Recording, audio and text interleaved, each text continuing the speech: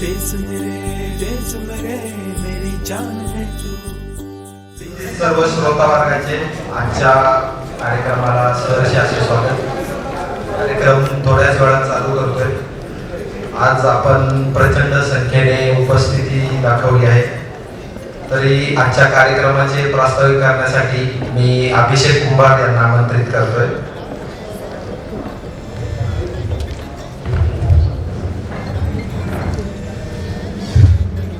Hello, सर्वांना जय शिवराय. खरं तर प्रास्ताविक करण्यासाठी मला बाहेरनं धरून आणलं विशेष, कारण मी तो उभं राहायचं म्हटलं की वाचायला लागलं. पण तरी आज तुमच्या समोर प्रास्ताविक करायला आलोय. तर आज कार्यक्रमाच्या निमित्तानं तुम्ही सर्वजण इथं आलात त्याबद्दल तुम्हा सर्वांचं स्वागत आहे. येत्या काही वेळातच आपले वक्ते केतनपुरी आजचा जो आपला विषय आपण घेतलेला आहे यार बघत प्यार बघत याच्यावरती व्याख्यानाला सुरुवात करतील. तर आज आपला जे पेज आहे आम्हीच तेवढे ज्यांना इतिहासाची या पेजच्या माध्यमातून आपण गेले 10 वर्षांहून काळ इतिहास प्रचाराचं काम करतो.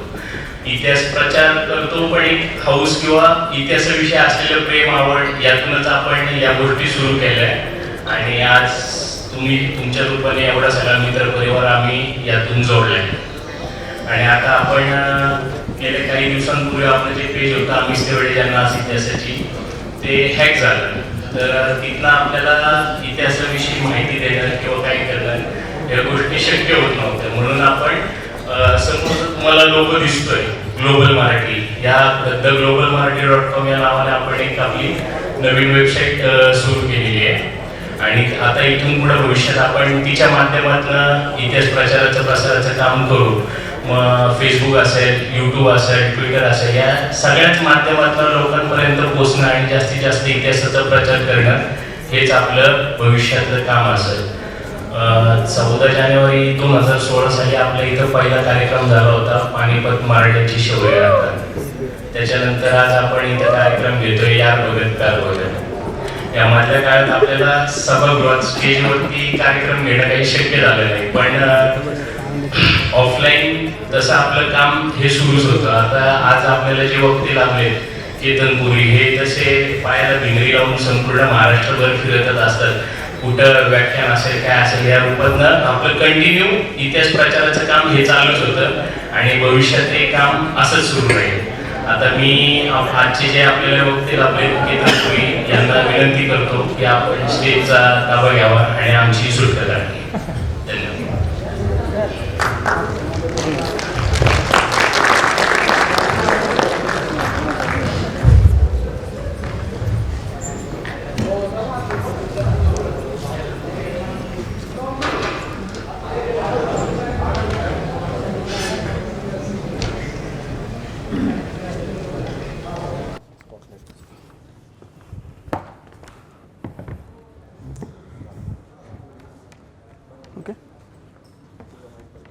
भारत माता की जय. इनकिलाब जिंदाबाद, इनकिलाब जिंदाबाद. छत्रपती शिवाजी महाराज की जय. जय शिवराय. सगळ्यात पहिल्यांदा सर्वांना एक विनंती आहे की मोबाईल सायलेंट करावे. आणि तुम्ही एकंदरीत ही कार्यक्रमाची सगळी रूपरेषा बघून तुम्हाला अंदाज आला असेल की आजचा कार्यक्रम फार इन्फॉर्मल आहे. आज तुम्ही कोणत्याही प्रमुख पाहुण्याला किंवा कोणत्या अध्यक्षाला किंवा कोणत्याही वक्त्याला इथं बघायला ऐकायला आलेले नाही आहेत. तुम्हाला आज फक्त भगतसिंगला बघायचं आहे. आपला आजचा विषय जरी असला की भगतसिंग, HSRA आणि त्यांच्या मैत्रीचे किस्से. 2020च्या पहिल्या लॉकडाऊनमध्ये आपण भगतसिंह आणि त्याच्या मित्रांच्या किस्स्यांवर एक लाईव्ह केलं होतं धुरंधरच्या पेजवर. म्हणजे तुम्ही सर्वांनी इथं बसलेल्यापैकी बऱ्याच लोकांनी ते बघितलेलं होतं. तर ते काही इथं रिपीट आज करणार नाही आहे, कारण ते सर्वांनाच माहिती आहे. मुद्दाम HSRA घ्यायचं कारण असं आहे की आज 23 मार्च आहे. भगतसिंग, राजगुरू, सुखदेव यांचा आज स्मृतिदिन आहे. आणि या HSRAच्या माध्यमातून या क्रांतिकारकांनी म्हणजे जे कोणी 20-25 तरुणांचा जो एक समूह होता त्यांनी नेमकं काय केलं. सॉन्डर्स मर्डर केस ते भगतसिंहाची फाशी हा जो एक जवळपास 2.5-3 वर्षाचा पिरियड आहे, याच्यात नेमकं काय काय घडलं आणि या क्रांतिकारकांची मैत्री आणि त्या मैत्रीमध्ये चालू असलेली कोर्ट प्रोसिडिंग किंवा त्यांची लाहोर कॉन्स्पिरसी केसची ट्रायल आणि त्यानंतर झालेली फाशी आणि त्याच्यामध्ये आलेले यांचे मैत्रीचे किस्से, पण ते अजिबात कॉमेडी नाही आहेत जे आपण ह्याच्या आधी ऐकलेलं होतं. ते थोडेसे गंभीर आहेत, काही स्वरूपामध्ये आपल्याला विषण्ण करणारे असतील, पण ते सांगण्याची आज गरज आहे. आणि मला ही खात्री आहे की यातल्या बऱ्याचशा गोष्टी किंवा बऱ्याचशा फोटोजना सर्वात पहिल्यांदा तुमच्यासमोर मांडण्याची मला आज संधी मिळाली. खरं तर भगतसिंग, राजगुरू, सुखदेव किंवा त्यांचे क्रांतिकारी साथीदार यांच्याविषयी वेगळं काही सांगण्याची गरज नाही आहे. पण ह्याची सुरुवात झालेली म्हणजे HRA ह्यांची नावं आपण नेहमी ऐकतो. HRA म्हणजे हिंदुस्तान रिपब्लिक असोसिएशन आणि भगतसिंहांनी त्याच्यामध्ये एक शब्द घातला socialist, Hindustan socialist Republican association. आणि या संघटनेची स्थापना भगतसिंहांनी केली बऱ्याच क्रांतिकारी साथीदारांना एकत्र घेऊन. या भगतसिंहाच्या HSRAच्या माध्यमातून जी काही पहिली ॲक्शन घेण्यात आली त्या पहिल्या ॲक्शनपासून ते HSRAचा एक आस्त म्हणू शकतो आपण भगतसिंहाची फाशी इथपर्यंतचा प्रवास आज आपण पाहतो आहे. 1928मध्ये एक फार मोठी घटना भारतामध्ये घडली. खरं तर त्याच्या 1 वर्ष आधीपासून म्हणजे 1927पासून म्हणजे बरोबर 97 वर्ष आधी भारताला स्वातंत्र्य देण्यासाठी इंग्रजांनी तयारी दर्शवली होती. परंतु त्यासाठी भारत देश कितपत तयार आहे हे चेक करण्यासाठी किंवा हे तपासण्यासाठी मॉन्टेग्यू चेम्फर्ट नावाचा एक समितीने एक कायदा तयार केला होता. ज्या कायद्यावर सायमन, सर जॉन अल्ब्रुक सायमन आणि त्यांच्यासोबत 6 असे एकूण 7 साथीदार काम करत होते. हे शिष्टमंडळ 1928मध्ये पहिल्यांदा भारतात आलं. मुंबईमध्ये, चेन्नईमध्ये, हैदराबादमध्ये, कोलकातामध्ये अशा वेगवेगळ्या ठिकाणी या सायमन कमिशनला खूप मोठ्या प्रमाणात विरोध झाला. त्याला विरोध होण्याचं सगळ्यात महत्त्वाचं कारण हेच होतं की भारताला स्वातंत्र्य देण्याची जी काही गोष्ट चालू आहे की भारत स्वातंत्र्यासाठी कितपत तयार आहे, भारतात स्वातंत्र्य कधी मिळणार आहे, कितपत मिळणार आहे, त्या समितीमध्ये एकही भारतीय नव्हता. साथीच्या साथी लोक हे इंग्रज होते. आणि भारतीयांची अशी मागणी होती की जर तुम्ही आम्हाला स्वातंत्र्य देताय तर निदान आमच्या मूलभूत गरजा, आमच्या मागण्या किंवा आमची जी काही एकूण परिस्थिती आहे याचा आढावा इंग्रजांना कसा येईल, त्यासाठी एखादा भारतीय तिथं प्रतिनिधी असावा लागतो. त्यासाठी भारतीयांनी सायमन कमिशनच्या विरोधात निदर्शनं सुरू केली होती. आणि त्याच वेळेस 30 ऑक्टोबर 1928ला हे सायमन कमिशन लाहोरला आलं. आणि या कमिशनचा विरोध करण्याचा सर्वात पुढाकार जर कोणी घेतला असेल तो लाला लजपतरायांनी. लाल बाल पाल आपण शाळेमध्ये ऐकले की लाला लजपतरायांचं नाव आपल्याला शाळेपासून माहिती आहे. भारतातला एक अतिशय महत्त्वाचा नेता आणि भारतीय स्वातंत्र्य लढ्याच्या सुरुवातीच्या काळात जे कुठले महत्त्वाचे मोठे नेते होऊन गेले भारतातले त्यातले एक सर्वात मोठं नाव लाला लजपतराय. 1920-21मध्ये असहकार आंदोलन झालं. गांधीजींच्या सांगण्यावरून भारतातल्या कितीतरी लहान मुलांनी शाळा सोडल्या, सरकारविरोधात असहकार पुकारला, कुठल्याही प्रकारची सरकारला मदत करायची नाही, सरकारी कुठल्या सुविधांचा लाभ घ्यायचा नाही, शाळेत जायचं नाही, इंग्रजी भाषेचा कुठल्याही प्रकारे स्वीकार करायचा नाही, इंग्रजी कपड्यांची होळी करायची, अशा प्रकारच्या कितीतरी गोष्टी या शाळकरी मुलांपासून वयोवृद्ध लोकांपर्यंत केल्या होत्या. आणि यातच ती चौरी चौराची घटना घडली. गांधीजींनी आंदोलन वापस घेतलं. भारतात स्वातंत्र्य मिळण्यासाठी अजून भारत तयार नाही आहे अशा प्रकारची गांधीजींनी भूमिका घेतली. पण याचं नुकसान असं झालं की ज्या ज्या शाळेतल्या मुलांनी शाळा सोडल्या होत्या लहान मुलांनी त्यांना परत इंग्रजांनी शाळेत घेतलं नाही. त्यावेळेस लाला लजपतराय पुढे आले आणि त्यांनी DAV दयानंद अँग्लो विद्यापीठाची स्थापना केली. आणि त्या विद्यापीठाच्या माध्यमातून बरेच लहान मुलं शाळेमध्ये जायला लागले, त्यांना शिक्षण मिळू लागलं, त्यांचं करिअर घडण्यासाठी मदत होऊ लागली. आणि त्याच DAVमधून भगतसिंग, सुखदेव आणि त्यांचे साथीदार शिकले. या लाला लजपतरायांचा प्रभाव भगतसिंहांवर आणि त्यांच्या मित्रांवर भरपूर होता.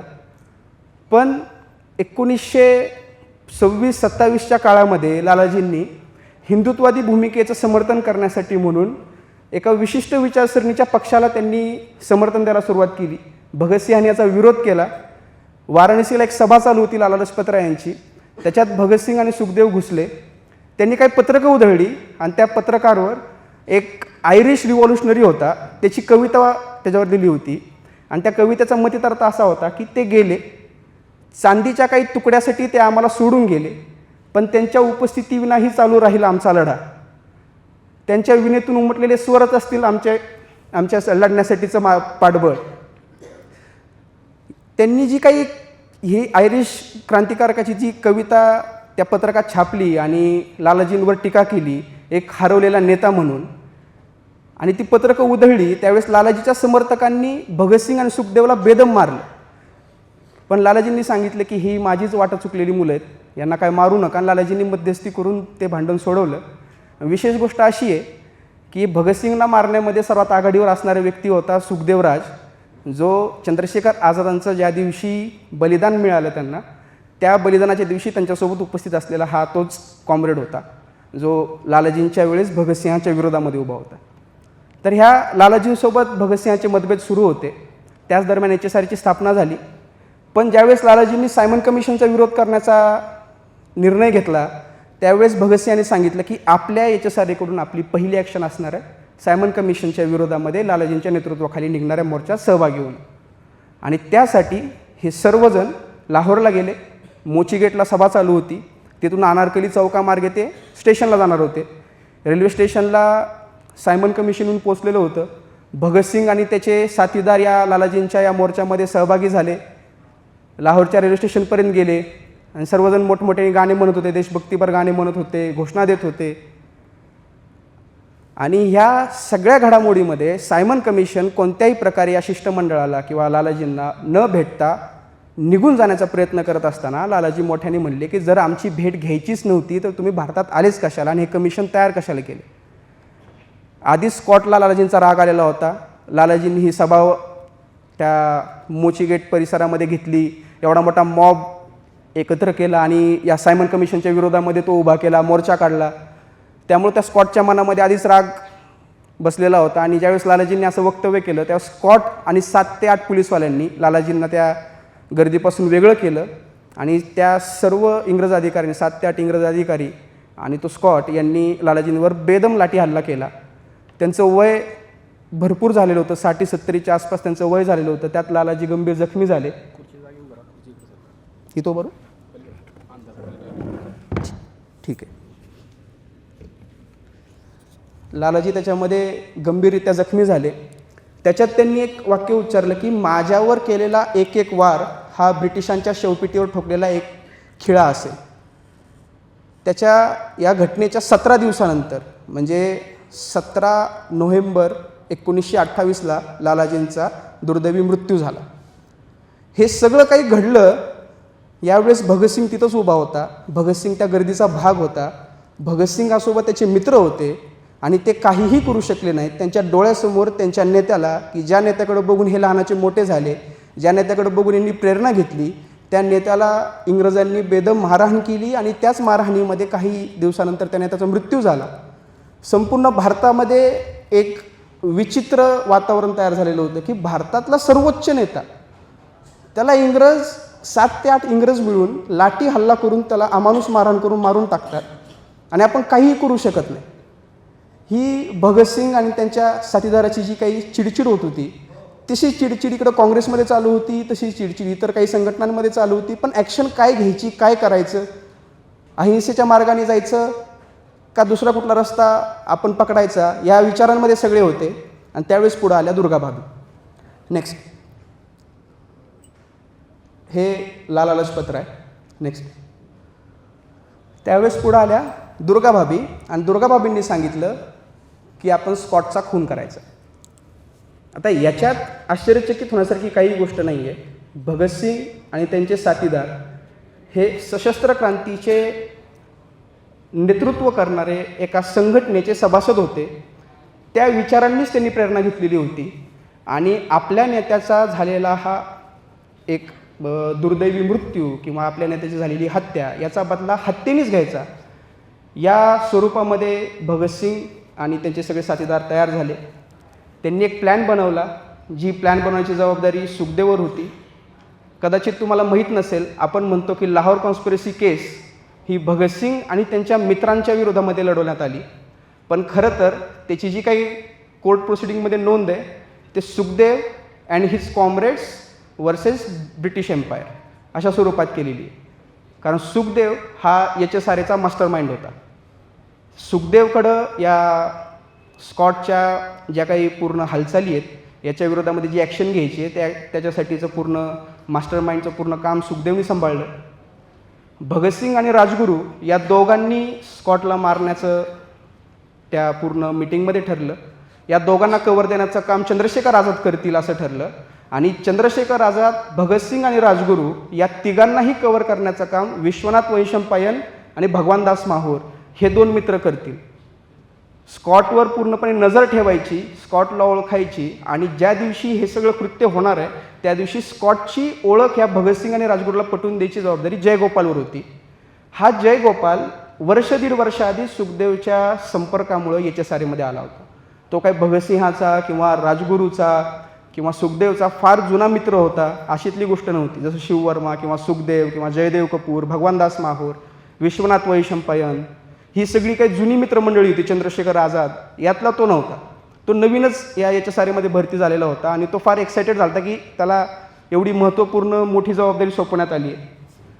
तारीख ठरली 17 डिसेंबर 1928, लालाजींचा मृत्यू झाल्याच्या बरोबर 1 महिन्यानंतरची. पोलीस मुख्यालय होतं DAV कॉलेजजवळ लाहोरला. स्कॉट त्याच्या पूर्ण हालचालीवर नजर ठेवण्याचं काम जयगोपाल करत होता. प्लॅन व्यवस्थित ठरला होता. 17 तारखेला भगतसिंग, राजगुरू, चंद्रशेखर आझाद, विश्वनाथ वैशंपायन आणि भगवानदास माहूर आपापल्या जागा पकडून उभे होते. तुम्हाला इमॅजिन व्हावं म्हणून मी हा प्रसंग, एक पुस्तक आहे भगतसिंगच्या फाशीचा खटला एजी नोरानींचं, त्या पुस्तकामध्ये हा नकाशा आहे. हा अर्धवट आहे, बॅकचा हां ओके, हा अर्धवट नकाशा पण ह्याच्यामध्ये पूर्णपणे जे काही घडलं आहे ह्याचा तुम्हाला अंदाज येईल. DAV कॉलेजच्या बाजूला लाहोरचं जे पोलीस मुख्यालय होतं तिथं तो स्कॉट बसायचा. आणि नशीब कसं आहे बघा स्कॉटचं, की त्याच दिवशी नेमकी त्याची सासू आली होती. त्याच्यामुळं तो आला नव्हता. त्याच्या जागेवर एक प्रशिक्षित पोलीस अधिकारी JP सॉन्डर्स हा त्या दिवशी त्या पोलीस मुख्यालयामध्ये होता. जयगोपाल खूप एक्सायटेड होता आणि 17 तारखेला जयगोपाल आपली सायकल घेऊन तिथं पोचला. चंद्रशेखर आझाद एका झाडाच्या मागं उभा राहिले, राजगुरू आणि भगतसिंग दबा धरून उभे राहिले आणि भगवानदास माहूर आणि विश्वनाथ वैशंपायन एका रस्त्याच्या कॉर्नरला उभे राहिले DAV कॉलेजच्या पलीकडे. तुम्ही असं इमॅजिन करू शकता की हा जो स्टेज आहे हे DAV कॉलेज आहे, तो पलीकडचा जो कोपरा आहे ते पोलीस मुख्यालय आहे आणि इकडे एक सायकलीचं दुकान आहे. त्या दुकानदाराचं नाव आहे आटा मोहम्मद. तर भगतसिंग, राजगुरू, चंद्रशेखर आझाद या कोपऱ्यामध्ये, जयदेव इथं उभा आहे. त्या पोलीस मुख्यालयामधून एक पोलीस अधिकारी बाहेर येतो. तो त्याच्या बुलेटवर निघतो आणि जयगोपालनी तिथं चूक केली. त्यानं त्या सॉन्डर्सला स्कॉट समजून भगतसिंहाला इशारा केला. भगतसिंग गोंधळला. भगतसिंगला कन्फर्म नव्हतं की हा स्कॉट आहे का सॉन्डर्स आहे, म्हणजे दुसरा कोणी व्यक्ती आहे. भगतसिंग त्या विचारात असताना राजगुरूंनी एकाच गोळीमध्ये सॉन्डर्सला मारून टाकलं. ही गडबड करण्याचं कारण एकच आहे की राजगुरू भगतसिंहांमध्ये स्पर्धा सुरू असायची. सगळ्यात पहिल्यांदा कोण मरणार. राजगुरूंना भगतसिंगच्या आधी मारायचं होतं. ते त्यांच्या आयुष्याचं गोल होतं. म्हणजे शिववर्मा नावाचे भगतसिंहांचे एक सहकारी आहेत, त्यांनी एक पुस्तक लिहिलं आहे. भगवानदास माहूर नावाचे चंद्रशेखर आझाद भगतसिंहांचे सहकारी आहेत, त्यांनी एक पुस्तक लिहिलेलं आहे. या दोघांनी या गोष्टीविषयी फार सुंदर पण लिहिलं आहे. भगवानदास माहूर लिहितात की जर भगतसिंग आणि राजगुरू फासावर चढले आणि जर राजगुरूला शक्य झालं तर त्या फाशीच्या फंद्यावरूनसुद्धा आपल्या तोंडावरचा काळं कापड काढून माझ्या आधी भगतसिंग तर मेला नाही ना हे बघण्यासाठी सुद्धा राजगुरू प्रयत्न करेल. एवढं त्याला भगतसिंगच्या आधी मरण्याचं वेळ होतं. आणि हे सगळं तिथं चालू असताना राजगुरूच्या एका गोळीमध्ये सॉन्डर्स मेला. पण तिथं काही पर्याय नव्हता. भगतसिंहांनी नंतर 3-4 गोळ्या झाडल्या. आणि हे सगळं सुरू असताना पोलीस मुख्यालयासमोर चालू आहे सगळं. पोलीस मुख्यालय म्हणजे काही एक पोलीस थोडीच असणार, तिथं बाकी इतर बरेच पोलीस ऑफिसर होते. फन होता, त्याच्यानंतर एक मोहम्मद नावाचा एक पोलीस अधिकारी होता, चनन सिंग नावाचा एक कॉन्स्टेबल होता, एक ट्रॅफिक हवालदार होता. एक 5 ते 6 पोलीस अधिकारी हे त्या पोलीस मुख्यालयाच्या समोर उभा होते. सगळ्यांनी हा प्रसंग होताना बघितला. सॉन्डर्स मेला. भगतसिंग आणि राजगुरूंनी गोळ्या घातल्या. चंद्रशेखर आझाद, भगतसिंग, राजगुरू तिथून पळाले. त्यांचा पाठलाग केला फन आणि चनन सिंग. त्यावेळेस चंद्रशेखर आझादांनी हवेमध्ये गोळ्या चालवल्या आणि म्हणलं की मला कुठल्याही भारतीयावर हल्ला करायचा नाही आहे, तुम्ही वापस जा. पण त्या चनन सिंगनी काही ऐकलं नाही. चंद्रशेखर आझाद, भगतसिंग यांनी गोळ्या चालवल्या. त्यात त्या चनन सिंगचा पण मृत्यू झाला. हे सगळं घडतंय. त्या जयगोपालवर जबाबदारी होती की 3 सायकली DAV कॉलेजच्या समोर एका झाडाखाली आणून उभ्या करायच्या. एकतर त्यानं ही गडबड केली. त्यानं स्कॉटच्या जागी सॉन्डर्सचं नाव सांगितलं. दुसरी गोष्ट, त्याच्या समोर पहिल्यांदा असली कुठली तरी क्रांतिकारी कारवाई घडलेली होती, त्यामुळे तो अजून गोंधळून गेला, तो घाबरला. तो तिथून पळून जात असताना त्याची लुंगी निसटली, ती लुंगी रस्त्यावर पडली. आपला एखादा पुरावा मागं राहू नये म्हणून भगतसिंगनी चालताना ती लुंगी उचलली आणि डोक्यावर बांधण्याचा प्रयत्न केला, पण त्या पळापळीच्या त्या गडबडीमध्ये भगतसिंगला काय ते शक्य झालं नाही आणि नंतर भगतसिंग हाकडून ती लुंगी पडली. त्याच्यानंतर हे DAV कॉलेजच्या कंपाऊंडवर त्यांनी उडी मारली. ते ग्राउंडवर गेले, पहिले व्हॉलीबॉल ग्राउंडवर गेले, तिथून बॉटनिकल गार्डनला गेले, तिथून एका हॉस्टेलमध्ये गेले. तिथं त्यांचा एक साथीदार राहायचा देसराज. त्या देसराजच्या रूमपासून ते खाली उतरले आणि पलीकडे म्हणजे DAV कॉलेजच्या दुसऱ्या बाजूच्या कंपाऊंडवर उड्या मारल्या. पलीकडे आटा मोहम्मद नावाचा एक सायकलीचं दुकान होतं त्याच्याकडून त्यांनी 3 सायकली विकत घेतल्या. चंद्रशेखर आझाद, राजगुरू आणि भगतसिंहांनी काहीसे पुढं गेले आणि एका तळ्याच्या खाली त्यांनी त्या सायकली तिने टाकून दिल्या आणि थोडंसं फिरून फिरून परत ते त्यांच्या गुप्त अड्ड्यावर म्हणजे मोझँग रोडवरचं त्यांचं एक घर होतं, त्या गुप्त अड्ड्यावर जाऊन ते तिथं लपून राहिले. हे सगळं जे काही घडलं तर त्याचा हा नकाशा आहे. ते लाहोर तहसील, डाव्या हाताला तुम्हाला जर दिसत असेल क्लिअर, तर लाहोर तहसील जे आहे ते 7 नंबर, 6 नंबर, 3 नंबर दिसतोय आपल्याला. यस, थोडं पुढं. हां, तर इथं हे सगळं घडलेलं आहे. राजगुरू भगतसिंग इथं होते. खाली जिथं आपल्याला वर 3 नंबर दिसतंय, 3 नंबर, 5 नंबर, 8 नंबर, इथं तो गोळीबाराचा प्रसंग घडला. आणि मागे 2 नंबर जिथं आहे तिथं चंद्रशेखर आझाद उभा होते. तिथून हे असे DAV कॉलेजचं जे ग्राउंड आहे त्या ग्राउंडवरून ते मंदिराचे आले, बॉटनिकल गार्डन, तिथून ते परत 2 मैदान क्रॉस करत इथे एक हॉस्टेल आहे, त्या हॉस्टेलमध्ये गेले आणि हा 29 नंबर जे आहे या गेटवरून त्यांनी परत ते उडी मारली आणि पुढं तिथं त्या आटा मोहम्मदच्या सायकलीचं दुकान होतं, तिथून सायकल घेतली आणि ते निसटून गेले. हे सगळं फक्त अर्ध्या तासामध्ये घडलं. ही किती मोठी गोष्ट आहे की 1928ला भगतसिंहांचं वय फक्त 20 वर्ष होतं. 21वावं रनिंग कंप्लीट झालेलं असावं किंवा रनिंग असावं, 20-21 वर्षाचं वय होतं भगतसिंहांचं. तेवढंच राजगुरू 1 वर्षांनी भगतसिंहापेक्षा लहान होते. आणि आपला सगळ्यात मोठा गैरसमज की चंद्रशेखर आझादांचं वय हे भगतसिंहांपेक्षा 20 ते 30 वर्षांनी जास्त असावं, पण तुमच्या माहितीसाठी चंद्रशेखर आझाद आणि भगतसिंहांमध्ये फक्त 2 वर्षांचं अंतर होतं. 2 ते 3 वर्ष फक्त आझाद मोठे होते. आपल्याला एक फार वेगळी प्रतिमा आपल्या डोळ्यासमोर उभी राहते. चंद्रशेखर आझाद म्हणले की एक वयस्कर किंवा प्रौढ क्रांतिकारी, पण असं काही नाही. आझाद ही तरुणच होते. फक्त 2 ते 3 वर्षांचं अंतर भगतसिंग किंवा इतर सहकाऱ्यांपेक्षा त्यांचं जास्त असल्यामुळं सर्वजण त्यांना भैयाजी किंवा इतर अनेक नावाने, बलराज वगैरे या सर्व नावाने त्यांना ते संबोधायचे. आणि तोच गैरसमज आपला आजपर्यंत चालू आहे. बऱ्याच चित्रपटांमध्ये सुद्धा सनी देओल असेल किंवा द लेजंड ऑफ भगतसिंग चित्रपटामध्ये सुद्धा त्यांना जी व्यक्तिरेखा देण्यात आलेली आहे तर त्याही अभिनेत्याचं वय हे 40च्या आसपासचं वाटतं. त्यामुळे ती प्रतिमा आपल्या मनावर कायम रुजलेली आहे. पण आझाद काही एवढे प्रौढ नव्हते, तेही तरुणच होते. फरक एवढा आहे की ते फार बलदंड होते, त्यांची शरीरयष्टी पिळदार होती. तर ह्या तिघांनी हा पूर्ण प्रसंग केला. त्यानंतर ते त्यांच्या गुप्त अड्ड्यावर मोझँग हाऊसला गेले. त्याच्यानंतर तिथून चंद्रशेखर आझाद, सुखदेव, भगतसिंग, राजगुरू, दुर्गा भाभी, जयगोपाल हे सगळे सुखरूपपणे निसटले आणि बंगालला पोचले. किती मोठी गोष्ट आहे ही. पण दुर्दैवाची गोष्ट अशी आहे की लाहोर, कानपूर, पश्चिम बंगालचा काही भाग सोडला तर भारतात कुणालाही या गोष्टीचा काही फरक पडला नाही. भगतसिंगने असेंब्लीमध्ये बॉम्ब का फोडला? आपण नेहमी म्हणतो की भगतसिंगने असेंब्लीत बॉम्ब फोडला, पण आपण कधी याला आपण प्रश्न विचारत नाही की का फोडला असेल, त्याला असेंब्लीत बॉम्ब फोडायची का गरज पडली? असेंब्लीत बॉम्ब फोडण्याच्या 4 ते 5 महिन्यांआधी सॉन्डर्सचा मृत्यू भगतसिंग, राजगुरू आणि त्यांच्या सहकाऱ्यांच्या हाताने झाला आहे, त्यांच्या त्या पूर्ण प्लॅनिंगनी झाला आहे. असं असतानाही भगतसिंहांनी कोणत्याही मानवी, कोणत्याही जीविताची हानी न होऊ देता त्या सभागृहात बॉम्ब फोडले आणि स्वतःहून ते त्या इंग्रज सरकारला स्वाधीन झाले. असं काय घडलं यामधल्या 4 महिन्यांमध्ये? हे 4 महिने जर आपण अभ्यासले तर भगतसिंग कसा बदलला आणि त्याच्या आयुष्यातला टर्निंग पॉईंट कशा प्रकारे आपल्याला एक इथं पाहायला मिळतो त्याची आपल्याला जाणीव होते. हे सगळं घडलं पण ह्याचा काय फारसा इफेक्ट झाला नाही. ह्या कारवाईची फारशी दखल घेण्यात आली नाही आणि ज्यांनी कुणी दखल घेतली त्या सर्वांचं फक्त एकच मत होतं की ही माथेपिरू आहेत, ही वाटा चुकलेली पोर आहेत आणि ह्यांनी केलेल्या कृत्याचा निषेध आहे. कारण या स्वातंत्र्य लढ्यामध्ये सशस्त्र क्रांती आणि क्रांती म्हणलं, सशस्त्र क्रांती म्हणलं तर तिथं रक्त सांडणं हे आलंच. त्याचा उल्लेख पुढं भगतसिंहांनी आपल्या एका पत्रकात केला, आपण ते पत्रकही बघणार आहेत. हे सगळं घडलं पण त्याचा काही हवा तसा म्हणावा तसा काही इफेक्ट झाला नाही. नेक्स्ट, हे सॉन्डर्सचं पोस्टमॉर्टम रिपोर्ट आहे. जर तुम्ही वर नीट पाहिलं तर त्याच्यात 3 नंबरला name, sex, age and caste असं तिथे एक कॉलम आहे. त्याच्यामध्ये मिस्टर JP सॉन्डर्स युरोपियन असं लिहिलेलं आहे. आणि खाली सगळ्यात वर हे फार महत्त्वाचं नाव आहे, body brought by number 2704 Abdullah. हा अब्दुल्ला एका गाडीचा ड्रायव्हर आहे आणि यानंतर भगतसिंगच्या विरोधात साक्ष दिलेली. त्याच्याविषयी पण आपण पुढं माहिती घेऊ. हे JP सॉन्डर्सचं पोस्टमॉर्टम रिपोर्ट आहे.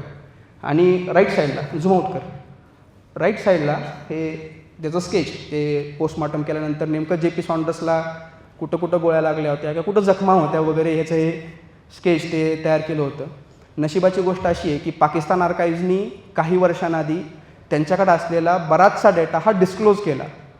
तिथल्या एका हॉलमध्ये त्यांनी त्या सगळ्या या कागदपत्रांचं प्रदर्शन भरवलेलं होतं. त्याच्यामुळे ही काही दुर्मिळ फोटोज जी आहेत ती आज आपल्याला पाहायला मिळतात, अभ्यासाला मिळत आहेत. भगतसिंहांविषयीची 60 ते 70% कागदपत्रं आजही लाहोरमध्ये आहेत, पाकिस्तानमध्ये. आणि भारतातून चमनलाल सर असतील किंवा इतर बरेच अभ्यासक आहेत की जे सातत्याने पाकिस्तानकडून ह्या सर्व डेटा परत मिळवण्यासाठी प्रयत्न करत आहेत. नेक्स्ट, ही भगतसिंगची बंदूक कोल्ट .32 बोरची. ही बंदूक भगतसिंगनी या सॉन्डर्सच्या या घटनेमध्ये वापरलेली होती. आणि या बंदुकीतून ज्या गोळ्या सुटल्या किंवा राजगुरूच्या बंदुकीतून ज्या गोळ्या सुटल्या आणि ज्या त्या सॉन्डर्सच्या अंगामध्ये पोस्टमॉर्टम रिपोर्टमध्ये मिळाल्या तर त्याचे हे वेगवेगळ्या अँगलनी घेतलेले फोटोज. नेक्स्ट, मी मगाशी तुम्हाला म्हणलं की चंद्रशेखर आझाद, राजगुरू आणि भगतसिंग या तिघांना कव्हर देण्यासाठी म्हणून 2 क्रांतिकारक होते. त्यातले जे तुमच्या डाव्या हाताला आहेत ते विश्वनाथ वैशंपायन आणि उजव्या हाताचे भगवानदास माहोर. हे दोघंही चंद्रशेखर आझादांचे फार खास मित्र आहेत बरं का. म्हणजे हे जरी HSRचे सदस्य असले, हे भगतसिंहांसोबत राहत असले किंवा हे या पूर्ण संघटनेशी फार चांगल्या पद्धतीने जोडले गेलेले असले तरीसुद्धा या सदाशिवराव मलकापूरकर, विश्वनाथ वैशंपायन आणि भगवानदास माहोर या तिघांवर सर्वात जास्त हक्क चंद्रशेखर आझादांचा होता. आणि त्यात सदाशिवराव मलकापूरकर हा एकमेव व्यक्ती होता की ज्याला चंद्रशेखर आझादने आपल्या घरी नेलं होतं आणि आपल्या आईचं दर्शन त्यांना करून दिलेलं होतं. इतर कुणालाही माहीत नव्हतं चंद्रशेखर आझाद नेमकं कुठून आले, त्यांचं आडनाव काय, त्यांची जात काय, त्यांची आईवडील आहेत का नाही, ते अनाथ आहेत का, ते नेमकं मध्य प्रदेशमधून आहेत का उत्तर प्रदेशमधून आहेत का महाराष्ट्रातून आहेत. कधीही आझादांनी ही गोष्ट कुणालाही सांगितली नाही. ती फक्त एकाच व्यक्तीला माहिती होती. आणि त्या जे काही चंद्रशेखर आझादांचे अत्यंत विश्वासू जवळची मित्र, आपण म्हणतो ना की आपला एक 10 जणांचा ग्रुप आहे. तुम्ही एक आज हा विचार कायमस्वरूपी एक क्लिअर ठेवा मनामध्ये. हे फाशीवर गेलेत किंवा यांचा मृत्यू झाला त्यावेळेस त्यांचे वय 23 आणि 24 आहे. आज इथं बसलेल्यापैकी सगळ्यांचे वय हे 25च्या पुढे आहेत. आज आपल्या आपल्या ग्रुपमध्ये आपण एवढ्या गोष्टी करतो, आपल्या आपल्या मित्रात आपलं बऱ्याचशा दुनियादारीच्या गोष्टी होतात. 5 जणांचा ग्रुप असला तर 2 जणांची चांगली मैत्री असते, 3 जणांचं पटत नाही, या गोष्टी आपल्यात होतात. तर ह्यांच्यात का नाही होणार. हे क्रांतिकारक असले तरीसुद्धा हे तरुण आहेत. भलेही यांचा जन्म हा 100-150 वर्ष आधी झालेला असला, 100 आज भगतसिंगच्या मृत्यूला आता 100 वर्ष पूर्ण होईल, तरीसुद्धा यांचं त्याच वयामध्ये त्याच गोष्टी ज्या काही आपण केल्या त्या थोड्याफार प्रमाणात कमी जास्त प्रमाणामध्ये त्यांनीही केलेल्या आहेत. त्यामुळं हा गैरसमज कायमस्वरूपी काढून टाका की भगतसिंग सकाळी उठले की वैचारिक क्रांती झोपेपर्यंत तेच, असं नाही. हेही मित्र आहेत. तर तसाच हा एक ग्रुप होता आणि त्या ग्रुपमध्ये या तिघांसोबत खूप चांगले संबंध होते आझादांचे. त्यातले हे जे भगवानदास माहोर आहेत तुमच्या उजव्या बाजूला, हे उत्तम लेखक आहेत. विश्वनाथ वैशंपायन उत्तम लेखक आहेत. यांनी चंद्रशेखर आझादांवर पुस्तक लिहिलेलं आहे. माझं सर्वात आवडीचं पुस्तक यश की धरोहर, त्याच्या लेखकांपैकी एक लेखक म्हणजे भगवानदास माहोर. भगतसिंग किंवा त्यांच्या साथीदारांविषयी एक पॉझिटिव्ह गोष्ट अशी आहे ना की त्यांच्याविषयी काय लिहिलं आहे हे वाचण्यासाठी आपल्याला कुठल्याही इतर लेखकाची अभ्यासकाची गरज नाही. भगतसिंहाच्या मित्रांनी जेवढं लिहून ठेवलेलं आहे आणि ते पण एवढ्या सुंदर सुंदर गोष्टी की चंद्रशेखर आझाद अतिशय बलाढ्य, बलदंड, पिळदार शरीर आणि भगतसिंग म्हणजे उंच 6-6.25 फुटाचा पंजाबी पोरगा, नित्तळ गोरा, एवढा गोरा की सुखदेव आणि यांनी बऱ्याच जणांनी तसं सांगितलं. ते आपल्याला संस्मृत्यामध्ये पण वाचायला मिळतं की जर भगतसिंहासोबत बाजारात गेलं तर भगतसिंहांना मुलींपासून लपवावं लागायचं. ही फॅक्ट आहे. भगतसिंग एवढा सुंदर होता. हे अशा छोट्या छोट्या गोष्टी ह्या सगळ्यांनी लिहून ठेवल्या. तर एक दिवशी भगतसिंग आणि चंद्रशेखर आझाद आंघोळीच्या आधी एकमेकांची तेलाने मालिश करत होते आणि ती मालिश करताना मी बऱ्याच वेळेस हा किस्सा सांगितला आहे, पण मला हा आवडतो की एकमेकांची मालिश करत असताना त्यांनी जोर आजमावायला सुरुवात केली की कुणाची ताकद किती. आझाद शरीराने भगतसिंहांपेक्षा कधी उजवे होते आणि ही ताकद आजमावणी चालू असताना ह्या दोघांमध्ये कुस्ती सुरू झाली आणि त्या कुस्तीमध्ये सगळ्यांना माहिती होती की आझाद कधी भगतसिंगला पाडू शकतात, कारण भगतसिंग हायटेड असले तरी सुद्धा त्यांची तब्येत काही एवढी फारशी अशी हेल्दी नव्हती. ते काहीशे काय म्हणू शकतो आपण त्याला हाडकुळे वगैरे अशा स्वरूपामध्ये त्यांची शरीरयष्टी होती. आणि ज्यावेळेस ही सगळी त्यांची ती जोर आजमावायचं सुरू झालं, कुस्ती सुरू झाली, भगतसिंगनी आझादांना उचललं आणि गुडघ्यावर आपटलं आणि त्यांच्या दोन्ही गुडघे त्यावेळेस सोडले गेले. त्यावेळेसपासून भगवानदास माहुर लिहून ठेवतात, त्यांचं टोपण नाव कैलाश, प्रत्येकाचं टोपण नाव होतं याच्या सारे संघटनेमध्ये, त्यात हे भगवानदास माहुर यांचं टोपण नाव कैलाश. ह्यांनी लिहून ठेवलं की त्या दिवशीपासून भगतसिंगविषयी माझ्या मनात आदरयुक्त भीती जी बसली ती कायमची, कारण चंद्रशेखर आझादसारख्या व्यक्तीला उचलणं आणि गुडघ्यावर आपटणं ही काय सोपी गोष्ट नव्हती. जर सपोज ह्यांनी अशा छोट्या छोटे किस्से, अशा छोट्या छोट्या गोष्टी जर लिहिल्या नसत्या तर कदाचित भगतसिंग किंवा राजगुरू हे व्यक्तिमत्व म्हणून काढण्यासाठी आपल्याला फार काळ जावा लागला असता किंवा कदाचित समजलंही नसतं. नेक्स्ट, ज्यावेळेस सॉन्डर्सला मारलं त्यावेळेस यांनी ऑलरेडी याच्या साऱ्यांनी पत्रकं छापलेली होती आणि त्या पत्रकात लिहिलं होतं की स्कॉटचा मृत्यू झाला. पण ही पत्रकं तयार झालेली होती आणि मारलं सॉन्डर्सला, पत्रकावर स्कॉट होतं, म्हणून भगतसिंहांनी बऱ्याच पत्रकांवर स्कॉटचं नाव खोडून सॉन्डर्सचं लिहिलं. हे जे तुम्ही समोरचं पत्रक पाहता हे लाहोर कॉन्स्पिरसी केसच्या प्रोसिडिंगमध्ये 1929ला नोव्हेंबरमध्ये जमा करण्यात आलेलं आहे. हे कोर्ट प्रोसिडिंगमधलं पत्रक आहे, त्याच्यावर वरच्या बाजूमध्ये तशी तारीखही त्यांनी मेन्शन केलेली आहे जर तुम्ही नीट पाहिली तर. आणि ह्या पूर्ण पत्रकामध्ये भगतसिंहांनी फार सुंदर पद्धतीने हे पत्रक लिहिलं की no more secrets, no more speculations about the incident of 17 December 1928. J P. Saunders is dead, Lala Lajpat Rai is avenged. J P. सॉन्डर्सचा मृत्यू झाला आहे आणि लालाजींच्या हत्येचा आम्ही बदला घेतला. जवाहरलाल नेहरूंनी एक वाक्य लिहून ठेवलं आहे की लालाजींचा मृत्यू झाल्यानंतर आमच्या सर्वांची चिडचिड होत होती, खतखत होत होती, आम्हाला सर्वांना लालाजींच्या या हत्येचा बदला म्हणून काहीतरी करण्याची इच्छा होती, पण नेमकं करावं काय हे आम्हाला कळत नव्हतं. आणि भगतसिंगनी जे करून दाखवलं त्याचा आम्हाला अभिमान. हे पंडित जवाहरलाल नेहरूंचे वाक्य. जे काही पूर्ण घडामोड झाली आणि लालाजींच्या हत्येचा बदला घेतला त्याचं स्पष्टीकरण जे दिलं ते या पॅम्फलेटमध्ये दिलेलं आहे. नेक्स्ट, हे पॅम्फलेट नंतर भगतसिंहांनी बऱ्याच ठिकाणी लाहोरमध्ये वगैरे चिटकावलेलं होतं आणि नंतर भगतसिंगच्या विरोधामध्ये एक पुरावा म्हणून ते पॅम्फलेट वापरण्यात आलं. ही एक पार्श्वभूमी आहे एका घटनेची आणि ती घटना आहे जी घडली होती 8-9 सप्टेंबर 1928ला फिरोजशाह कोटला मैदानात. फिरोजशाह कोटल्याचा एक किल्ला आहे, तो फिरोजशाह तुघलकने बांधलेला असं म्हणतात. आणि त्या फिरोजशाह तुघलक इंटरेस्टिंग कॅरेक्टर आहे. थोडंसं विषांतर करतो की फिरोजशाह तुघलक जो आहे हे एवढं भारी कॅरेक्टर आहे की त्याला एका ठिकाणी एक स्तंभ मिळाला आणि त्या स्तंभावर कुठल्या तरी भाषेमध्ये काहीतरी लिहिलेलं होतं आणि त्याला ते कळत नव्हतं की नेमकं ही कुठली भाषा आहे, काय लिहिलं आहे, कशाबद्दल लिहिलं आहे. म्हणून त्यानं तो स्तंभ त्याच्या मूळ जागेवरून उचलला आणि ह्या फिरोजशाह कोटलाच्या या किल्ल्यामध्ये आणून लावला. हा जो समोर तुम्ही पाहताय तो तिथला स्तंभ आहे आणि त्या स्तंभावर अशोकाचा शिलालेख आहे. पण त्या तुघलकला ते वाचायचं होतं की नेमकं काय, ते ब्राह्मी लिपीमधला शिलालेख आहे. तर या किल्ल्यामध्ये भगतसिंहांनी भारतातल्या विविध राज्यातल्या क्रांतिकारकांसोबत एक मिटिंग घेतली. त्यावेळेस एक संघटना तयार केली, कारण 1 वर्षाआधीच काकोरीच्या कटामध्ये एचआरए जी होती, जी पण रामप्रसाद बिस्मिल, अशफाकुल्ला खान, राजनाथ लाहिरी यासारख्या क्रांतिकारकांनी जी एचआरए आपल्या रक्ताच्या बळावर आणि घामाच्या बळावर उभी केली होती, ती एचआरए जवळपास संपुष्टात आली होती. त्याची जी दुसरी फळी होती त्याच्यामध्ये भगतसिंग होते, चंद्रशेखर आझाद होते, सुखदेव होते, त्या भगवतीचरण व्होरा होते. आणि ह्या दुसऱ्या फळीने नंतर एक निर्णय घेतला की आपण एचआरएचं काम पुढं वाढवायचं, पण त्याचं नाव बदलायचं.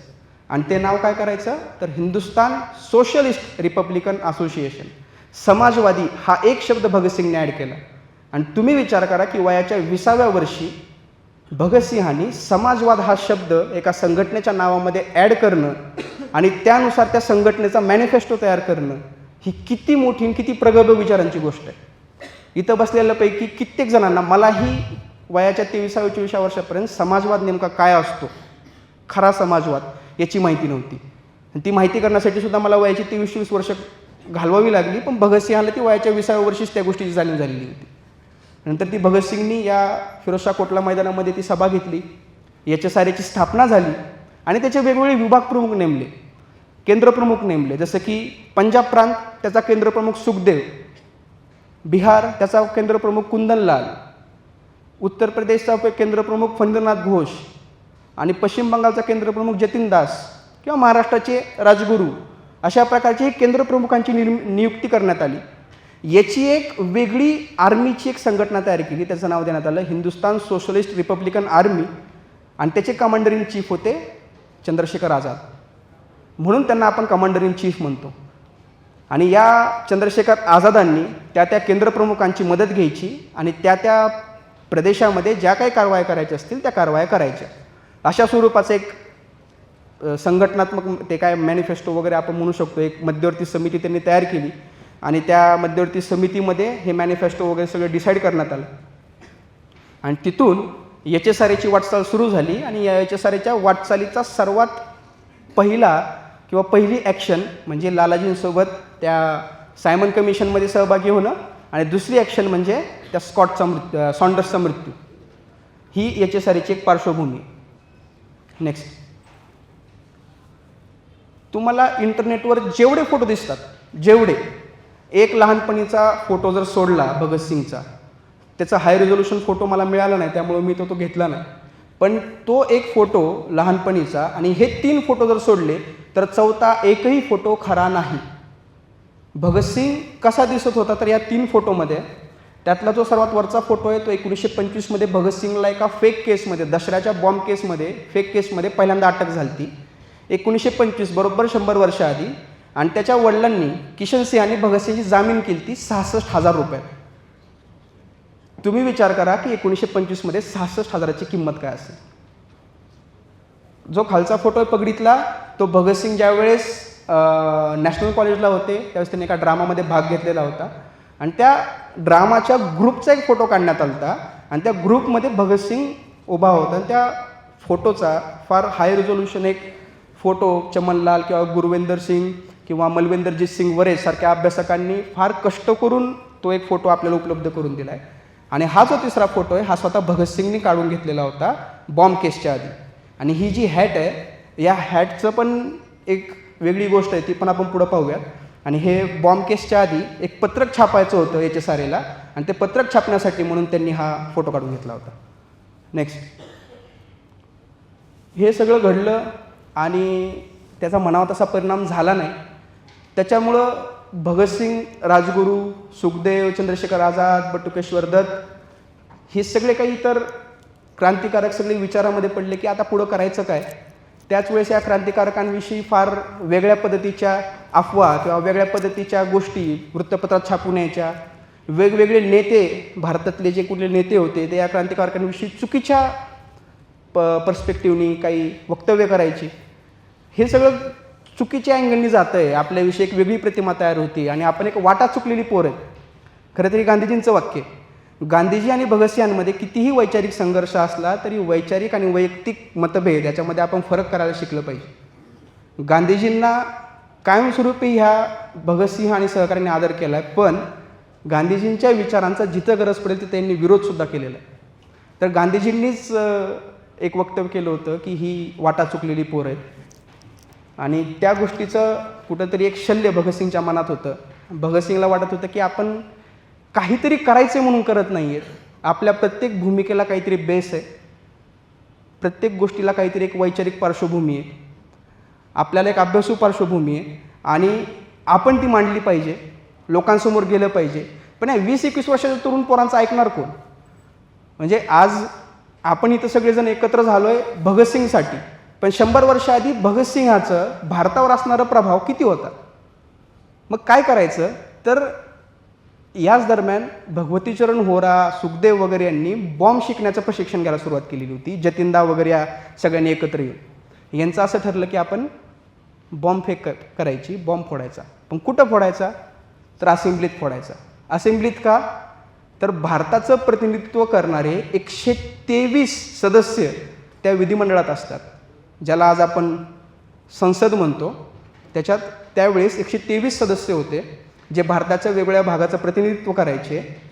आणि त्यांच्यासमोर जर आपण आपल्या ह्या कृत्याविषयी जर वक्तव्य केली, आपण जर स्वतःहून अटक करून घेतली आणि जर आपण जेलमध्ये गेलो, तर झक मारून वृत्तपत्रांना आपले वक्तव्य छापणे, ते वेगवेगळ्या भागांमध्ये जाणार आणि आपली भूमिका ही सर्वसामान्य लोकांपर्यंत पोचणार. हा एक भगतसिंहाचा आग्रह होता, ही एक सुखदेवांची भूमिका होती. आणि यासाठी भगतसिंहांनी स्वतःचं नाव आणि आपल्यासोबत बटुकेश्वर दत्तांना घेतलं. राजगुरू यासुद्धा त्या कृत्यामध्ये सहभागी होण्यासाठी राजगुरूसुद्धा गडबड सुरू केली होती, पण चंद्रशेखर आझादांनी त्यांना शांत केलं. आणि बटुकेश्वर दत्त आणि भगतसिंग या 2 मित्रांनी सर्वस्व अर्पण करण्याचं ठरवलं. कारण जो कोणी असेंब्लीमध्ये जाऊन बॉम्ब फोडेल त्यानं स्वतःहून पोलिसांना शरण जायचं, समर्पण करायचं असं ठरलेलं होतं. तिथून पुढं न्यायालयामध्ये आपली भूमिका, आपली बाजू मांडणं आणि त्यातून आपल्या क्रांतिकार्याची किंवा आपल्या संघटनेची माहिती पूर्ण भारताला देणं आणि भारतातून खूप मोठ्या प्रमाणामध्ये सशस्त्र क्रांतीसाठी तरुणांची एक फळी निर्माण करणं, असा एक उदात्त हेतू त्यामागं होता. पण या हेतूपेक्षा काहीतरी मोठं या भगतसिंहाच्या हातून घडणार होतं, हे कदाचित भगतसिंगलाही माहीत नसावं. तर हे सगळं घडलं. आणि या सगळ्या गोष्टी घडत असतानाच 2 बिलांवर त्या संसदेमध्ये, विधिमंडळामध्ये खूप मोठी चर्चा होणार होती. त्यातलं एक बिल होतं व्यापारासंबंधी आणि एक बिल होतं नागरी सुरक्षेसंबंधी. ट्रेड डिस्प्यूट बिल आणि पब्लिक सेफ्टी बिल, हे जे दोन्ही बिल होते, या 2 बिलावर चर्चा होणार होती. मजेची गोष्ट कशी आहे पहा, सरदार वल्लभभाई पटेलांचे मोठे भाऊ विठ्ठलभाई पटेल हे त्यावेळेस विधिमंडळाचे अध्यक्ष होते. ज्या वेळेस या नागरी सुरक्षा कायद्याविषयी चर्चा झाली आणि नागरी सुरक्षा कायदा मंजूर करण्यासाठी म्हणून विधिमंडळामध्ये आणण्यात आलं, त्यावेळेस वोटिंग झालं आणि ते वोटिंग 61 या मताने एका बरोबरीच्या लेवलला गेलं, पातळीवर गेलं. त्यास विठ्ठलभाई पटेलांनी पब्लिक सेफ्टी बिलाच्या विरोधात मतदान केलं आणि ते बिल फेटाळण्यात आलं. नंतर परत एकदा ते बिल चर्चेमध्ये आलं 1929ला 8 एप्रिल रोजी. आणि त्याच दिवशी ट्रेड डिस्प्यूट बिल म्हणजे व्यापारासंबंधित एक बिल चर्चेमध्ये घेण्यासंबंधी व्हॉइसरॉयने सूचना दिलेल्या होत्या. म्हणजे 8 एप्रिल 1929ला 2 बिलांविषयी चर्चा होणार होती, पब्लिक सेफ्टी बिल आणि ट्रेड डिस्प्यूट बिल. आणि याच संधीचा फायदा उचलायचं ठरवलं भगतसिंहाने. कारण संपूर्ण भारताचं लक्ष, संपूर्ण भारतीय मीडियाचं जे कुठले वृत्तपत्र होते, त्या सर्वांचं लक्ष त्यावेळेस असेंब्लीकडे होतं, विधिमंडळाकडे होतं की नेमकं घडतंय काय. आणि हे सगळं घडताना भगतसिंग, बटुकेश्वर दत्त, जयदेव कपूर आणि शिववर्मा हे 4 जण दिल्लीला जाऊन पोचले. 7 एप्रिलच्या रात्री त्यांनी भाड्याने एक घर घेतलेलं होतं आणि 7 एप्रिलच्या रात्री शिववर्मा आणि जयदेव कपूर पूर्ण रात्रभर रडत होते, कारण त्यांना कल्पना नव्हती की आपण परत आपल्या या 2 मित्रांना बघू शकू का नाही. भगतसिंग, आपण ह्याचं नाव त्याच्यामुळेच दिलं यार भगत प्यार भगत, कारण भगतसिंग हा याच्या साऱ्याचा आत्मा होता. भगतसिंहाशिवाय त्या संघटनेत जानच नव्हती. आणि परत आपण भगतसिंगला कधी बघू शकतो का नाही. चंद्रशेखर आझाद, सुखदेव, जयदेव कपूर, शिववर्मा, भगवानदास माहोर सगळे क्रांतिकारक हे एका वेगळ्या दुःखामध्ये होते. चंद्रशेखर आझादांसारखा माणूस की ज्या माणसाने कधीही दुःखाची कुठलीही एक भावना आपल्या चेहऱ्यावर येऊ दिली नव्हती, तो चंद्रशेखर आझादसारखा माणूस रडला होता. कारण त्यांना परत भगतसिंग कधी बघायला मिळेल का याची गॅरंटी नव्हती आणि ते तसंच झालं. बाकी इतर साथीदार त्यांना जेलमध्ये भेटले, त्यांच्यासोबत ते 1-1.5 वर्ष राहिले, पण परत कधीही चंद्रशेखर आझाद आणि भगतसिंगांची भेट झाली नाही. हे सगळं झालं आणि 8 तारखेला भगतसिंग, बटुकेश्वर दत्त स्पेशल पासेसवर, सुखदेवनीच ते अरेंज केले होते स्पेशल पासेस, त्या स्पेशल पासेसवर हे असेंब्लीच्या गॅलरीमध्ये जाऊन बसले, प्रेक्षक गॅलरीमध्ये. तिथं खाली मोतीलाल नेहरू होते, न.चि. केळकर होते, विठ्ठलभाई पटेल होते, बरेच भारतातील मान्यवर नेते होते. आणि भगतसिंह आणि बटुकेश्वर दत्तांनी पब्लिक सेफ्टी बिलाची चर्चा झाली आणि ट्रेड डिस्प्यूट बिलचा विषय निघाला की त्याच वेळेस त्या असेंब्लीमध्ये बॉम्ब फेकले. 2 बॉम्ब फेकले, बंदुकीच्या 4 फैरी झाडल्या, काही जण म्हणतात 3 फैरी झाडल्या, त्याच्याविषयी मतांतर आहेत. आणि ते बॉम्ब फेकले आणि काही पत्रकं उधळली आणि त्याच्यामध्ये भगतसिंहांनी घोषणा दिली, इन्कलाब जिंदाबाद. चमनलाल अभ्यासक आहेत भगतसिंहांचे फार मोठे, त्यांचं असं मत आहे की भगतसिंहांनी या असेंब्लीच्या बॉम्बच्या हल्ल्याच्या वेळेस इन्कलाब जिंदाबाद नावाची घोषणा सर्वात पहिल्यांदा दिली. तर काही अभ्यासकांचं असं म्हणणं आहे की मॉन्टेगू आपली सायमन कमिशन ज्यावेळेस आलं होतं लाहोरला आणि त्या सायमन कमिशनला विरोध करण्यासाठी ज्यावेळेस लालाजींनी मोर्चा काढला होता त्यावेळेस भगतसिंगांनी सर्वात पहिल्यांदा इन्कलाब जिंदाबादची घोषणा दिली होती. ती घोषणा पहिल्यांदा कधी दिली हे महत्त्वाचं नाही आहे, पण इन्कलाब जिंदाबाद ही घोषणा देणारा पहिला भारतीय व्यक्ती भगतसिंग आहे. त्यांनी ती घोषणा स्पेशली या क्रांतीच्या चळवळीसाठी तयार केलेली होती. ती घोषणा दिली, पत्रकं उधळली. त्या पत्रकामध्ये भगतसिंगांनी आपली भूमिका स्पष्ट केली आहे आणि त्याच्यात भगतसिंग म्हणतात की बहिरांना ऐकवण्यासाठी मोठ्या आवाजाची गरज असते किंवा आपण फार आजकाल सर्रासपणे ते वाक्य वापरतो की तुम्ही व्यक्तीला मारू शकता पण विचारांना नाही. हे सगळं त्या पत्रकात भगतसिंगांनी लिहिलेलं आहे. त्यातलं जर आपण 4 नंबरचा जर खालचा पॅराग्राफ व्यवस्थित वाचला तर त्याच्यामध्ये भगतसिंग म्हणतात की तुम्ही एखाद्या व्यक्तीला मारू शकता, त्याला या देहापासून वेगळं करू शकता या पृथ्वीवरून, परंतु तुम्ही त्याच्या विचाराला मारू शकत नाही. आम्ही ज्या मार्गावर चालतोय तो हा क्रांतीचा मार्ग आहे आणि या क्रांतीच्या मार्गावर चालत असताना कुठल्या ना कुठल्या व्यक्तीचं रक्त हे सांडणारच, कारण रक्ताशिवाय क्रांती होत नाही. ही जी काही फेमस वाक्य आहेत भगतसिंगचे ते सगळी या पत्रकातली आहेत. आणि ह्या पत्रकाची जी काही एक पत्रकाची पूर्ण एक कॉपी आहे ती कॉपी आज लाहोरला आहे आणि दिल्लीच्या भगतसिंग आर्काईव्हजला आहे. परंतु त्याचं हे आपण ट्रान्सलेशन आपल्याला एक मिळालं होतं, आपण ते इथं आणलं आहे आणि याच्यामध्ये आपण भगतसिंगची पूर्ण भूमिका पाहू शकतो. हे सगळी बॉम्ब केस वगैरे झाली. भगतसिंगांना स्वतःहून भगतसिंगांनी आत्मार्पण केलं. भगतसिंग बटुकेश्वर दत्त दोघेही पोलिसांच्या हवाली झाले आणि या गोष्टीचा पाहिजे तसाच इम्पॅक्ट झाला.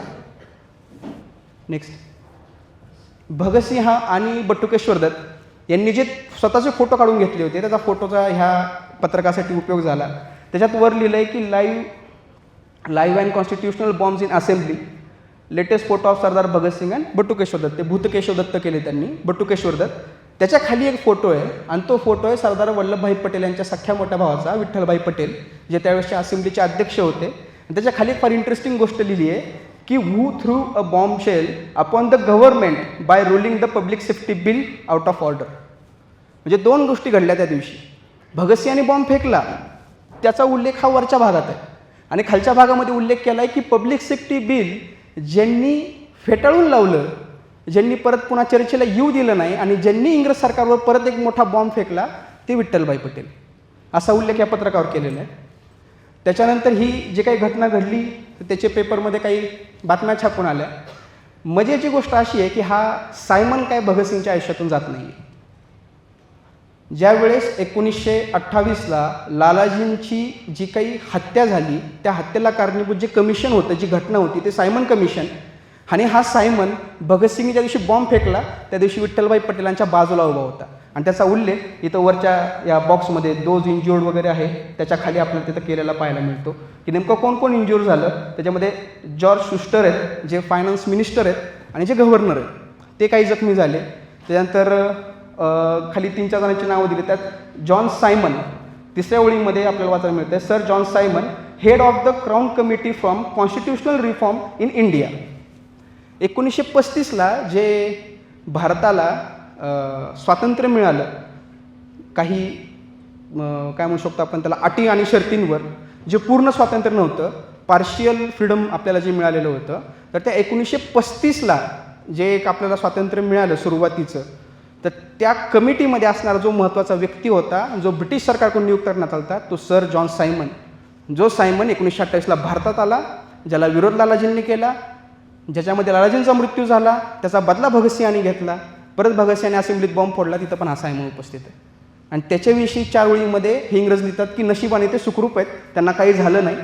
आणि त्यांचा असा गैरसमज झाला होता की सर्वात पहिल्यांदा या क्रांतिकारकांनी सायमनला मारण्यासाठी म्हणून बॉम्बफेक केली. नेक्स्ट, हे त्यावेळेसचं वीर भारत नावाचं एक उर्दू वृत्तपत्र आहे लाहोरमधलं. त्याच्यामध्ये भगतसिंग आणि बटुकेश्वर दत्त यांच्याविषयी, त्या असेंब्ली बॉम्बविषयी माहिती छापून आली होती. असेंब्लीचा हा पूर्ण गोंधळ झाला. भगतसिंग आणि बटुकेश्वर दत्त यांना अटक झाली. त्यांच्यावर केस करण्यात आली 294 आणि 348 कलमाच्या अंडर. हे 2 कलमं काय होती तर स्फोटक द्रव्य स्वतःजवळ बाळगणे आणि मनुष्यहानी करण्यासाठीची कृत्य करणे, अशा स्वरूपाची 2 कलमं भगतसिंग आणि बटुकेश्वर दत्त यांच्यावर लावण्यात आली होती. 4 ज्युरींची समिती होती. तुम्ही सर्वांनी रुस्तम पिक्चर पाहिला आहे की रुस्तम पिक्चरमध्ये 2-3 जज बसलेले असतात आणि 5-6 ज्युरी एका बाजूला बसलेल्या असतात, जे वेगवेगळ्या क्षेत्रामधून किंवा वेगवेगळ्या क्षेत्रात कार्यरत असणाऱ्या व्यक्तींना तिथं बसवलेलं असतं. आणि ह्या ज्युरींनी एकत्रितपणे जो निकाल देईल तो न्यायाधीश त्याच्यावर फेरविचार करून निकाल देत असते. अशी एक त्यावेळेस इंग्रजांची सिस्टीम होती. त्यावेळेस हा भगतसिंग आणि बटुकेश्वर दत्त यांच्या विरोधामध्ये 4 ज्युरी बसवण्यात आले. त्यांच्यावर प्रोसिडिंग सुरू झाली. दिल्लीच्या या जेलमध्ये भगतसिंग आणि बटुकेश्वर दत्त यांना ठेवण्यात आलं. ते राजकीय कैदी होते. 6 जून 1929, 6 जून आपल्यासाठी फार महत्त्वाचा दिवस आहे. आपल्यासाठी तो अभिमानाचा आहे, आपल्यासाठी तो प्रेरणेचा आणि अस्मितेचा विषय. आणि योगायोग किती सुंदर आहे की या 6 जूनला भगतसिंहांनी कोर्टामध्ये एक स्टेटमेंट दिलं. त्यात भगतसिंग म्हणतात की आम्ही ज्या क्रांतीच्या मार्गावरून चालतोय तो क्रांतीचा मार्ग आम्हाला गुरु गोविंद सिंग, छत्रपती शिवाजी महाराज, लेनिन, ट्रोटोस्की, गॅरिबाल्डी, केमाल पाशा यांसारख्या क्रांतिकारकांनी दाखवलेलं आहे. भगतसिंहांनी छत्रपती शिवाजी महाराजांच्या इतिहासाचं वाचन केलं होतं का, याचं उत्तर सुद्धा भगतसिंगच देतो. तेही 6 जूनच्या त्या कोर्ट प्रोसिडिंगमध्ये. आणि ती प्रोसिडिंग परत छापली जवाहरलाल नेहरूंनी त्यांच्या काँग्रेसच्या अहवालामध्ये. आता मजेची गोष्ट अशी झाली की काँग्रेसच्या या ऑल इंडिया काँग्रेस कमिटीने क्रांतिकारकांनी केलेल्या कृत्याचं आणि त्याच्या समर्थनामध्ये छापलेला तो अहवाल, तोही पंडित जवाहरलाल नेहरूंकडून, जे त्यावेळेसचे काँग्रेसचे अध्यक्ष होते, ह्या गोष्टीमुळे गांधीजी नाराज झाले. गांधीजींनी जाहीररित्या पंडित जवाहरलाल नेहरूंना ही नाराजगी व्यक्त करून दाखवली. त्यावेळेस पंडित जवाहरलाल नेहरूंनी त्यावर खूप सुंदर उत्तर दिलं. नेहरू म्हणाले की भगतसिंग आणि बटुकेश्वर दत्त या तरुणांनी मांडलेली भूमिका ही संपूर्ण भारतीयांच्या मनामध्ये असणारी भूमिका आहे. त्याचं फक्त एक प्रत्यंतर आपल्याला त्या घटनेमधून मिळतं. आणि भगतसिंहांनी जे कृत्य केलं आहे त्यामध्ये मला तरी वाटत नाही काही चुकीचं आहे. त्यामुळे मी त्यांच्या वक्तव्याचं समर्थन करतो आणि त्याच जबाबदारीने मी हे वक्तव्य काँग्रेस प्रोसिडिंगमध्ये छापलं. म्हणजे आपण ज्यावेळेस भगतसिंह किंवा या क्रांतिकारकांचा इतिहास वाचतो त्यावेळेस आपण फक्त एकांगी बघतो की भगतसिंहांनी काय केलं, राजगुरूंनी काय केलं, सुखदेवनी काय केलं. पण त्याच वेळेस भारतामध्ये गांधी आहेत, नेहरू आहेत, सुभाषचंद्र बोस आहेत, मोहम्मद अली जिना आहे, मौलाना अबुल कलाम आझाद आहेत. कितीतरी मोठे मोठे नेते आहेत की ज्यांनी भारताचं स्वातंत्र्य 1947पर्यंत तो स्वातंत्र्य लढा नेला आणि भारतात स्वातंत्र्य मिळवून दिले. यांच्यात तरी डायलॉग झाले नसतील का? यांचा एकमेकांच्या विचारांवर कधी प्रभाव पडला नसेल का? यांनी एकमेकांचा कधी विरोध केला नसेल का? आपण या अँगलनी कधी या इतिहासाकडे बघत नाही. ही सर्वात मोठी एक दरी आहे. किंवा आपण म्हणतो ना की आपण ढोवळपणे कुठल्या तरी एखाद्या गोष्टीवर वक्तव्य करतो की हां गांधीजी आणि भगतसिंग वाद होते, गांधीमुळेच भगतसिंगला फाशी झाली. ह्या सगळ्या घडामोडीचं कुठं ना कुठं तरी चर्चा, प्रतिचर्चा, वाद, प्रतिवाद ह्या सगळ्या घटना ह्या होत होत्या. आणि त्याचंच एक उदाहरण पंडित जवाहरलाल नेहरू आणि गांधीजी यांच्यामध्ये झालेलं जे जाहीर एक वैचारिक वाद आहे त्याच्यामधून आपल्याला पाहायला मिळतं. भगतसिंहांनी त्या 6 जूनला ते स्टेटमेंट दिलं. त्याच्यानंतर निकाल देण्याची घाई सुरू झाली. पहिल्या ज्युरीने सांगितलं की भगतसिंहांनी 2 बॉम्ब फेकले, पण ज्या 2 बंदुकीच्या फैरी उडवल्या त्या बटुकेश्वर दत्तांनी. दुसऱ्या ज्युरीने सांगितलं की भगतसिंहांनी बॉम्ब पण फेकले आणि बंदुकीतून गोळ्या पण मारल्या. तिसऱ्याने सांगितलं की भगतसिंहांनी फक्त बॉम्ब फेकले, गोळ्या मारल्या नाहीत, बटुकेश्वर दत्तांनी काही केलं नाही. आणि चौथ्या ज्युरीने सांगितलं की यांनी फक्त स्फोटक द्रव्यासोबत बाळगली होती, बॉम्ब फेकले का नाही हे कोणालाच माहीत नाही. कारण त्या असेंब्लीमध्ये उपस्थित असणाऱ्या 15 ते 17 विधिमंडळ सदस्यांची उलट तपासणी करण्यात आली आणि त्याच्यामध्ये कुणीही भगतसिंग आणि बटुकेश्वर दत्तांना ओळखलं नाही किंवा कदाचित मुद्दाम ओळखलं नसेल. त्याच्याविषयी त्याच्यामध्ये काही लिहिण्यात आलेलं नाही. त्याच्यामुळे आपण ठामपणे त्याच्याविषयी काही वक्तव्य नाही करू शकत. हे सगळं घडलं आणि त्याच वेळेस लॉर्ड आयर्विनने एक पत्र लिहिलं होतं आणि त्या पत्रामध्ये लॉर्ड आयर्विन म्हणतो की या बॉम्बची ताकद क्रांतिकारकांना उत्तम प्रकारे माहीत असूनसुद्धा या क्रांतिकारकांनी केवळ आणि केवळ धमाका करण्यासाठी याचा वापर केला. याची जाणीव, बॉम्बच्या ताकदीची जाणीव या क्रांतिकारकांना पुरेपूर आहे. आणि याच गोष्टीचा फायदा उचलला आसफ अलींनी, जे बटुकेश्वर दत्तांचे वकील होते. आणि त्यांनी जाहीर भाषणामध्ये त्या कोर्टामध्ये ज्यावेळेस प्रतिवाद केला, युक्तिवाद केला, त्यावेळेस या आसफ अलींनी सांगितलं की लॉर्ड आयर्विन यांनी लिहिलेल्या पत्रानुसार कोणत्याही स्वरूपामध्ये भगतसिंग किंवा बटुकेश्वर दत्त यांना मनुष्यहानी करण्याचा कुठल्याही प्रकारचा त्यांचा विचार नव्हता. त्याच्यामुळं यांची निर्दोष मुक्तता करण्यात यावी. यांनी जे केलं ते केवळ आणि केवळ त्यांची राजकीय भूमिका मांडण्यासाठी ते कृत्य केलं. परंतु ह्या सगळ्या 4 ज्युरींचा निकाल ऐकला आणि त्याच्यानंतर भगतसिंग आणि बटुके सुद्धा त्यांच्या विरोधामध्ये त्या जजने असा निकाल दिला की यांनी जरी त्या बॉम्बमुळं कुठल्याही प्रकारची मनुष्यहानी झाली नसली तरीसुद्धा या बॉम्बचा वापर आणि त्याची ताकद यांना माहिती आहे, त्यामुळे यांना मोकळं सोडणं योग्य नाही, यांना तह हयात हद्दपारीची शिक्षा सुनावण्यात येत आहे. हे कोर्टात घडतं आहे. आणि दुसरीकडं बॉम्ब फेकला आहे 8 एप्रिलला.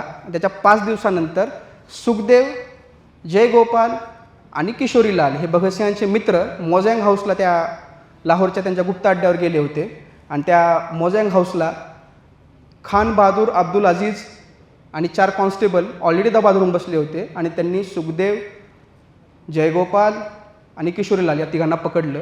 आणि ती धरपकड 27-28 सप्टेंबरपर्यंत चालू राहिली, ज्या दिवशी राजगुरू स्वतःहून पोलिसांना अटक स्वाधीन नाही झाली. पुण्यामध्ये जवळपास 4 ते 5 महिने ही धरपकड चालू होती. इकडं भगतसिंगांना तह हयात हद्दपारीची शिक्षा सुनावण्यात आली होती. आणि दुसरीकडे लाहोरमध्ये सॉन्डर्स मर्डर केसचे काही धागेदोरे सापडत होते पोलिसांना.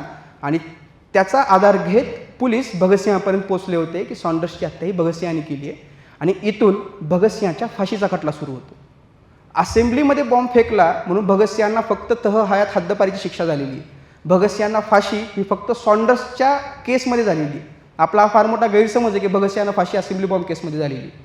हे सगळं घडलं आणि सुखदेव, जयगोपाल आणि किशोरीलाल त्यांच्या मोझँग हाऊसला कराचीच्या घरात गेले. तिथं हा खान बहादूर अब्दुल अजीज हा पोलीस अधीक्षक ऑलरेडी दबा धरून बसलेला होता. आणि सुखदेव जसा आतमध्ये आला तसं या सगळ्यांनी त्या तिघांना घेरलं. सुखदेवनी चक्कर येण्याचं नाटक केलं. सुखदेव खाली पडला आणि त्याजवळ भरलेलं रिव्हॉल्वर होतं आणि त्याने ते रिव्हॉल्वर काढून त्या अब्दुल अजीजच्या डोक्यावर रोखलं. पण तोपर्यंत पोलीस जे 4 पोलीस आणि अब्दुल अजीज आहे त्यांनी आपापल्या बंदुका सुखदेवच्या डोक्यावर रोखलेल्या होत्या. त्यामुळे सुखदेवचा नाईलाज झाला. त्यानं ती बंदूक वापस केली. त्या खान बहादूरने विचारलं तुझं नाव काय? त्यानं सांगितलं सुखदेव. दुसऱ्याने सांगितलं किशोरीलाल. तिसऱ्याने सांगितलं जयगोपाल. वडिलांचं नाव काय? त्यांनी वडिलांचं नाव सांगितलं. आडनाव काय? त्यांनी सांगितलं आझाद. तुमचं गाव कोणतं? त्यांनी सांगितलं भारत. एकतर अशी उत्तरं दिली. त्यात बंदूक दाखवली. कुणाला कळणार नाही हे क्रांतिकारक आहेत, 20-21 वर्षाची पोरं. झाली अटक.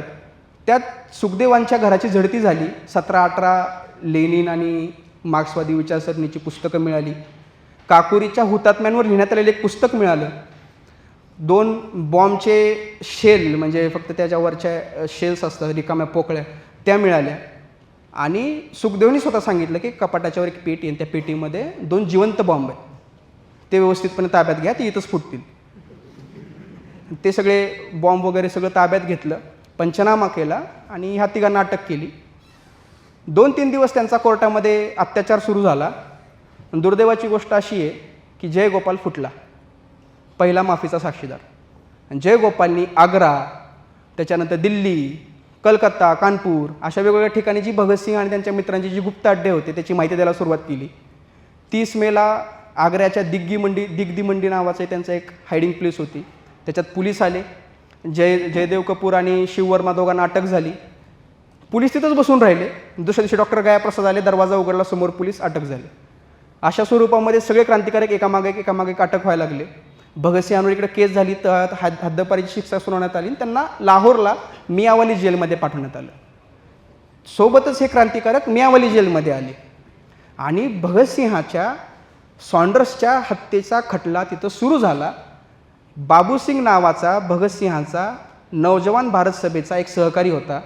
1000 रुपये दिले त्याला खान बहादूर अब्दुल अजीजने. तो त्यावेळेस DSP होता. आणि त्या खान बहादूरने त्याला 1000 रुपये दिले. त्या बाबूसिंगने सांगितलं की सॉन्डर्सला मारण्यामध्ये भगतसिंगचा सर्वात मोठा हात आहे, भगतसिंग याच्या मागं मास्टर माइंड आहे. हा दुसरा भगतसिंगच्या विरोधातला पुरावा त्यांच्याच मित्रांनी दिलेला. तिथून ही सगळी प्रोसिडिंग सुरू झाली आणि भगतसिंगांना परत एकदा कोर्टामध्ये उभं करण्यात आलं सॉन्डर्सच्या विरोधात. आणि भगतसिंग परत कोर्टात उभे राहिले 15 जूनला. पण दिल्लीमध्ये असताना भगतसिंग हे राजकीय कैदी होते. त्यांनी जे काही कृत्य केलं ते राजकीय विचारधारेतून केलं. त्यामुळे त्यांना मिळणाऱ्या सुविधा ह्या राजकीय कैद्यांच्या सुविधा होत्या. म्हणजे वृत्तपत्र मिळत होते, चांगले कपडे मिळत होते, त्यांना आंघोळीला साबण मिळायचं, शॅम्पू मिळायचा, पुस्तकं वाचायला मिळायची, लिहायला वह्या मिळायच्या, पेन मिळायचा, सगळ्या सुविधा त्यांना मिळायच्या. कारण ते राजकीय कैदी होते, वैचारिक कैदी होते. पण लाहोरला कुठल्याही प्रकारची सुविधा त्यांना देण्यात आली नाही. भगतसिंगांनी 4-5 दिवस ते बघितलं आणि 15 तारखेला एक पत्र लिहिलं. आणि ते पत्र त्यांनी लिहिलं जेलच्या सुप्रिटेंडंटला. आणि त्या पत्रामध्ये सांगितलं की इथून पुढे जोपर्यंत मला राजकीय कैद्यांना मिळणाऱ्या सुविधा मिळत नाहीत तोपर्यंत मी आमरण उपोषण करणार आहे. हे ते पत्र. याच्यात भगतसिंहांनी आपली भूमिका मांडली की आम्ही राजकीय कैदी आहे, आम्ही कोणत्याही स्वरूपामध्ये गुन्हेगार किंवा खुनी नाही आहे, आम्ही आमच्या राजकीय भूमिका मांडण्यासाठी म्हणून आम्ही ही केलेली कृत्य आहेत. आम्हाला इंग्रजांच्या राजकीय कैद्यांना ज्या सुविधा देण्यात येतात त्याच प्रकारच्या सुविधा आम्हालाही मिळाव्यात. जोपर्यंत त्या सुविधा मिळणार नाहीत तोपर्यंत मी आमरण उपोषण करणार. 6 महिन्याखाली भगतसिंह आणि त्यांच्या मित्रांनी सॉन्डर्सला मारलं होतं. 6 महिन्यामध्ये ते अहिंसेची भाषा करतायत, उपोषणाची भाषा करतायत. हे भगतसिंग आहे. भगतसिंहाचं जे काही क्रांती विचार होतं किंवा जे काही भगतसिंहाची जी क्रांतीची भूमिका होती ती पूर्णपणे एकांगी किंवा रिजिड अशा स्वरूपाची नव्हती. भगतसिंहांनी स्वतःहून बऱ्याचशा गोष्टी आत्मसात केल्या, स्वीकारल्या आणि स्वतःच्या वैचारिक भूमिकांमध्ये त्यांनी खूप मोठ्या प्रमाणामध्ये प्रगल्भता आणली. म्हणून भगतसिंगचं कम्युनलिझम किंवा भगतसिंगची विचारधारा ही जगाच्या कम्युनिस्ट विचारधारेच्या पूर्णपणे विरोधातील. भगतसिंहांना आपण कधीही मार्क्स किंवा लेनिनच्या विचारधारेच्या तत्वांमध्ये परफेक्ट बसवू शकत नाहीत, कारण भगतसिंहांची स्वतःची एक विचारधारा आहे आणि ती विचारधारा आपण कधी समजून घेतली नाही. भगतसिंहांनी हा अहिंसेचा मार्गाने जाणारा निर्णय स्वीकारला. भगतसिंग उपोषणाला बसले, बटुकेश्वर दत्त उपोषणाला बसले. हे सगळं चालू होतं, पण तोपर्यंत भगतसिंग आणि त्यांच्या मित्रांची म्हणजे सुखदेव असेल, जयदेव कपूर असेल, शिववर्मा असेल, भगवानदास मावर असेल यांची कधी भेट होऊ दिली नाही, कारण त्यांना वेगवेगळं ठेवण्यात आलेलं होतं. आणि 10 जुलैच्या आसपास म्हणजे भगतसिंहांना लाहोरला आणण्याच्या 1 महिन्याच्या नंतर जेलमध्ये भगतसिंहांना स्ट्रेचरवरून नेण्यात आलं कोर्टात. हे बघितलं भगतसिंहांच्या मित्रांनी आणि त्या दिवशी त्यांना कळलं की आपल्या दोस्तांनी 1 महिन्यापासून आमरण उपोषण सुरू केलं आहे आणि तो 1 महिन्यापासून कुठल्याही प्रकारचं अन्न खात नाही आहे, पाणी पित नाही आहे, तो उपोषणावर. त्याची तब्येत एवढी बिघडली आहे की त्याला चालताही येत नाही आहे आणि त्याला स्ट्रेचरवरून कोर्टात आणावं लागतं. आणि ही गोष्ट बघून भगतसिंहाच्या 17 मित्रांनी जागेवर उपोषणाचा निर्णय घेतला आणि 10 जुलैपासून भगतसिंहांचे सगळे मित्र उपोषणाला बसले. आता ही गडबड झाली. भगतसिंग कुणालाही माहीत नव्हता, सॉन्डर्सला मारलं, त्याचेही परिणाम काय फारसे प्रभावित झाले नाहीत. भगतसिंगने असेंब्लीत बॉम्ब फेकला, तिथून भगतसिंहांविषयी चर्चा होऊ लागली, चांगली वाईट बरी वाईट सगळी चर्चा होऊ लागली, वृत्तपत्रामध्ये टीका होऊ लागली, समर्थन होऊ लागलं. तरुण मुलांना हे क्रांतीच्या गोष्टी हव्याशा वाटू लागल्या की आपण बॉम्ब फेकू, इंग्रजांना मारून टाकू एकदाच आणि भारत स्वतंत्र करून घेऊ. स्वतंत्र मिळणं काय अवघड नाही. आपला नेता भगतसिंग, ऑल इंडिया काँग्रेस कमिटीमधली जी युथ विंग होती ती युथ विंग भगतसिंगच्या मागं जायला सुरुवात झाली. वेगवेगळ्या प्रकारच्या ह्या सगळ्या सामाजिक घटकांमधून भगतसिंगना प्रतिसाद मिळू लागला आणि भगतसिंगचं नाव कुठंतरी भारताच्या कानाकोपऱ्यात पोहोचायला सुरुवात झाली. त्यात भगतसिंगने आमरण उपोषण सुरू केलं आणि त्यावेळेस उपोषण म्हणजे एवढं प्रभावी हत्यार होतं की गांधीजी उपोषणाला बसले तर इंग्रजांना कळत नव्हतं काय करावं काय नाही. या उपोषणामुळेच इंग्रज कितीतरी वेळेस घाबरून त्या गांधींनी म्हणलेली प्रत्येक अट मान्य केलेली एवढी त्या उपोषणामध्ये ताकद होती. त्याचाच अवलंब भगतसिंहांनी केला आणि नंतर भगतसिंहांचे 17 साथीदार पण उपोषणाला बसले. 18 तरुण पोरं 21-22 वर्षाचे उपोषणाला बसले एक सोबत, काही खात नाही आहेत, काही करत नाही आहेत. ही गोष्ट गेली ब्रिटनपर्यंत. तिकडून लॉर्ड आयर्नविनला पत्र आलं. लॉर्ड आयर्नविनने त्या न्यायाधीशाला पत्र लिहिलं की हे काय चाललंय, कशामुळं चाललंय, कशासाठी चाललंय, माहिती घ्या. आणि यांच्या मागण्या काय होत्या? आंघोळीला साबण पाहिजे, शॅम्पू पाहिजे, वृत्तपत्र पाहिजे, पुस्तकं पाहिजे, पेन पाहिजे, वही पाहिजे, चांगले कपडे पाहिजे. एवढ्या साध्या मागण्या. पण हे इंग्रजांनी इगोवर घेतलं. कुठल्याही प्रकारे राजकीय कैद्यांना मिळणाऱ्या सुविधा या तरुण मुलांना द्यायच्याच नाहीत अशा प्रकारची भूमिका या इंग्रजांनी घेतली होती. हे 18 जण उपोषणाला बसले. भगतसिंहाचा प्रभाव एवढा वाढला होता की 30 जून 1929ला संपूर्ण भारतात भगतसिंग दिवस मनवला गेला. भगतसिंग जिवंत असताना त्याच्या नावाने एक दिवस भारतामध्ये साजरा करण्यात आला. 30 जून 1929ला भगतसिंगचा प्रभाव वाढू लागला आणि याच्या विरोधामध्ये कुठेतरी हे उपोषण तोडावं आणि या क्रांतिकारकांचं महत्त्व कमी करावं म्हणून इंग्रजांनी सुरू केला छळ. तो एवढा विषण्ण करणार आहे की एकतर ही अंगापिंडानी काही एवढी मजबूत पोरं नव्हती. क्रांती करणं म्हणजे काय निवांत घरात बसून फेसबुकवर पोस्ट टाकतो, सरकार बदलायचं आहे, तयारीला लागा वगैरे असलं एवढं सोपं नव्हतं त्यावेळेसचं.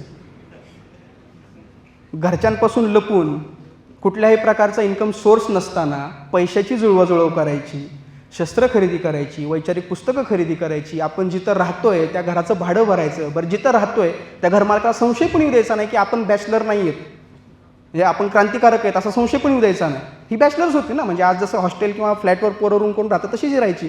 फक्त फरक एवढा आहे की ही बॅचलरला राहणारी आत्ताची जनरेशन जी ती शिक्षण घेते, त्यावेळेशी जी राहायची ती क्रांती करायची. गरजा वेगळ्या आहेत.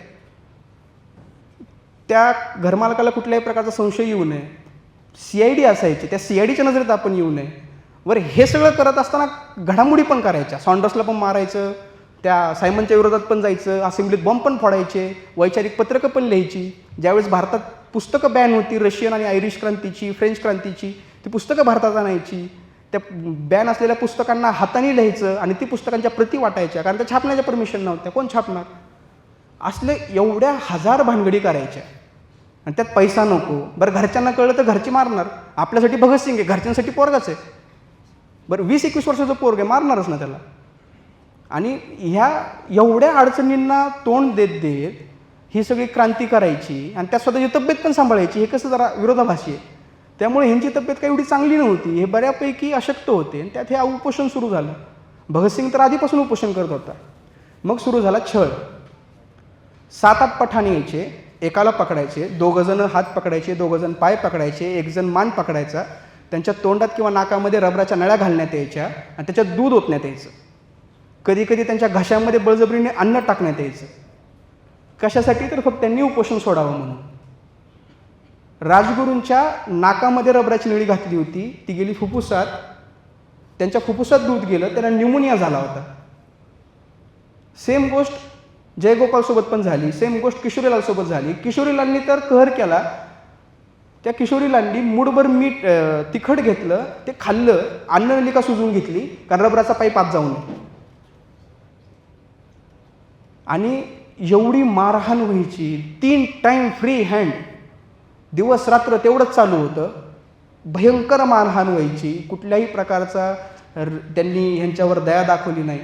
आणि सगळं मारून बिरून झाल्यानंतर ह्या पोरांना पाणी प्यायचं असायचं तर हे दूध आणि दह्याने भरलेले माठ आणून ठेवायचे जेलसमोर. म्हणजे दूध आणि दही पिलं की उपोषण संपलं. एवढ्या खालच्या पातळीवर नेलं होतं की मारहाण, ती पण अमानुष, वर दिवसातून 3 वेळेस, आणि 15-15, 20-20 दिवस प्यायला पाणी नाही. उपोषण असल्यामुळे जेवायचा संबंध येत नाही. त्यात कोर्टात प्रोसिडिंग चालू. त्या वकिलांची फीस घ्यायचं ह्यांच्याकडं पैसे नाहीत. भगतसिंहांचा वकील नव्हता बरं का. आसफ अली, लाला दुनीचंद, प्राणनाथ मेहता ही भगतसिंहांचे वकील आहेत असं आपण म्हणतो, पण हे सगळे बटुकेश्वर दत्त, सुखदेव वगैरे यांचे वकील होते. भगतसिंहांना सल्ला देणारी एक कायदेशीर समिती होती. त्या समितीच्या सदस्यांमध्ये भगतसिंहांचे वडील पण होते आणि त्या कायदेशीर सल्लागार समितीमध्ये हे 3 वकील होते जे भगतसिंहांना सल्ला द्यायचे. भगतसिंहांनी स्वतःची केस स्वतः लढली. भगतसिंहांनी कोणत्याही प्रकारे वकिलाचा आधार घेतलेला नाही. हे सगळं करायचं आणि मग एके दिवशी अजयकुमार घोषांना राग आला आणि त्यांनी रागामध्ये त्या जेलसमोर ठेवलेला तो दुधाने भरलेला माठ उचलला आणि फोडला. हे बघितलं आणि इतर क्रांतिकारकांनी पण तेच करायला सुरुवात केली. हे असं 5-6 दिवस चाललं. म्हणजे एक मारहाण पण करायची, ह्यांच्यावर केस चालू आहे, त्याचाही खर्च वेगळा, आणि रोजचा दुधाचा आणि दह्याचा खर्च वेगळा, आणि त्या मडक्यांचा खर्च वेगळा, आणि ते साफसफाईचे वेगळेच विषय. हे सगळ्याच बाजूने इंग्रज अडकले. त्याच्यामुळे परत त्यांनी दूध आणि दही ठेवायचं बंद केलं, पण मारहाण त्यांनी सुरू ठेवली. हे सगळं करत असताना एके दिवशी जेलमध्ये कोर्टामध्ये या सगळ्यांना नेण्यात आलं. आपण इमॅजिन करतो, पिक्चरमध्ये पण बघितलं की एक स्टेज आहे मोठं, पोड, त्याच्यावर असा एक कठडा आहे आणि त्याच्यावर ते 2-3 न्यायाधीश बसलेले आहेत. उजव्या बाजूला एक मोठा पिंजरा आहे, त्याच्यामध्ये भगतसिंग आणि त्यांचे मित्र उभा आहेत. डाव्या बाजूला एक पिंजरा ज्याच्यामध्ये माफीचे साक्षीदार आहेत आणि समोर 40-50 जण बसलेत.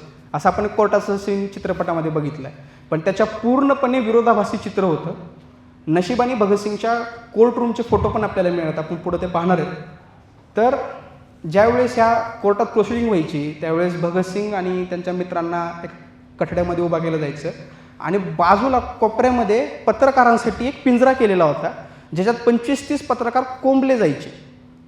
कुठल्याही प्रकारे दुसऱ्या व्यक्तीला आत प्रवेश देण्यासाठी जागा नव्हती. ज्यांना प्रवेश घ्यायचा आहे त्यांना आधी चिठ्ठी दिली जायची. ती चिठ्ठी, ती परवाना जर त्यांच्याकडे असेल तर आणि तरच त्या न्यायालयाच्या आवारात प्रवेश मिळायचा आणि मग ते आतमध्ये बसू शकायचे.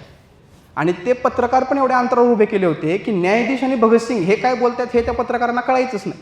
त्यात द ट्रिब्यून होता, त्यात बरेच इतर पत्रकार होते. म्हणजे एकूणच ही प्रोसिडिंग काय चालली हे कुणाला बाहेर कळू नये याची व्यवस्था त्यांनी केली होती. त्यावेळेस द ट्रिब्यूनमध्ये असं छापून आलं होतं की भगतसिंहाची जी काही ही खटला चालू आहे, लाहोर कॉन्स्पिरसी केस. तर ही केस न्यायालयाच्या आवारात नसून कुठल्या तरी भारतातल्या सर्वात मुख्य पोलिसाच्या केंद्राच्या ठिकाणी चालू आहे. कारण तिथं 100पेक्षा जास्त साध्या गणवेशातील म्हणजे CID मधले पोलीस कायमस्वरूपी न्यायालयाच्या परिसरामध्ये उपस्थित असतात, इतर फौजफाटा वेगळा. हे 20-21 वर्षाच्या पोरांकडून काय भीती होती, काय करणार होते हे असे? तरी भगतसिंगची एवढी भीती होती या सगळ्यांना, तरी ह्या सुखदेवची, तरी राजगुरूची, किशोरीलाल या लोकांची त्यांना भीती होती.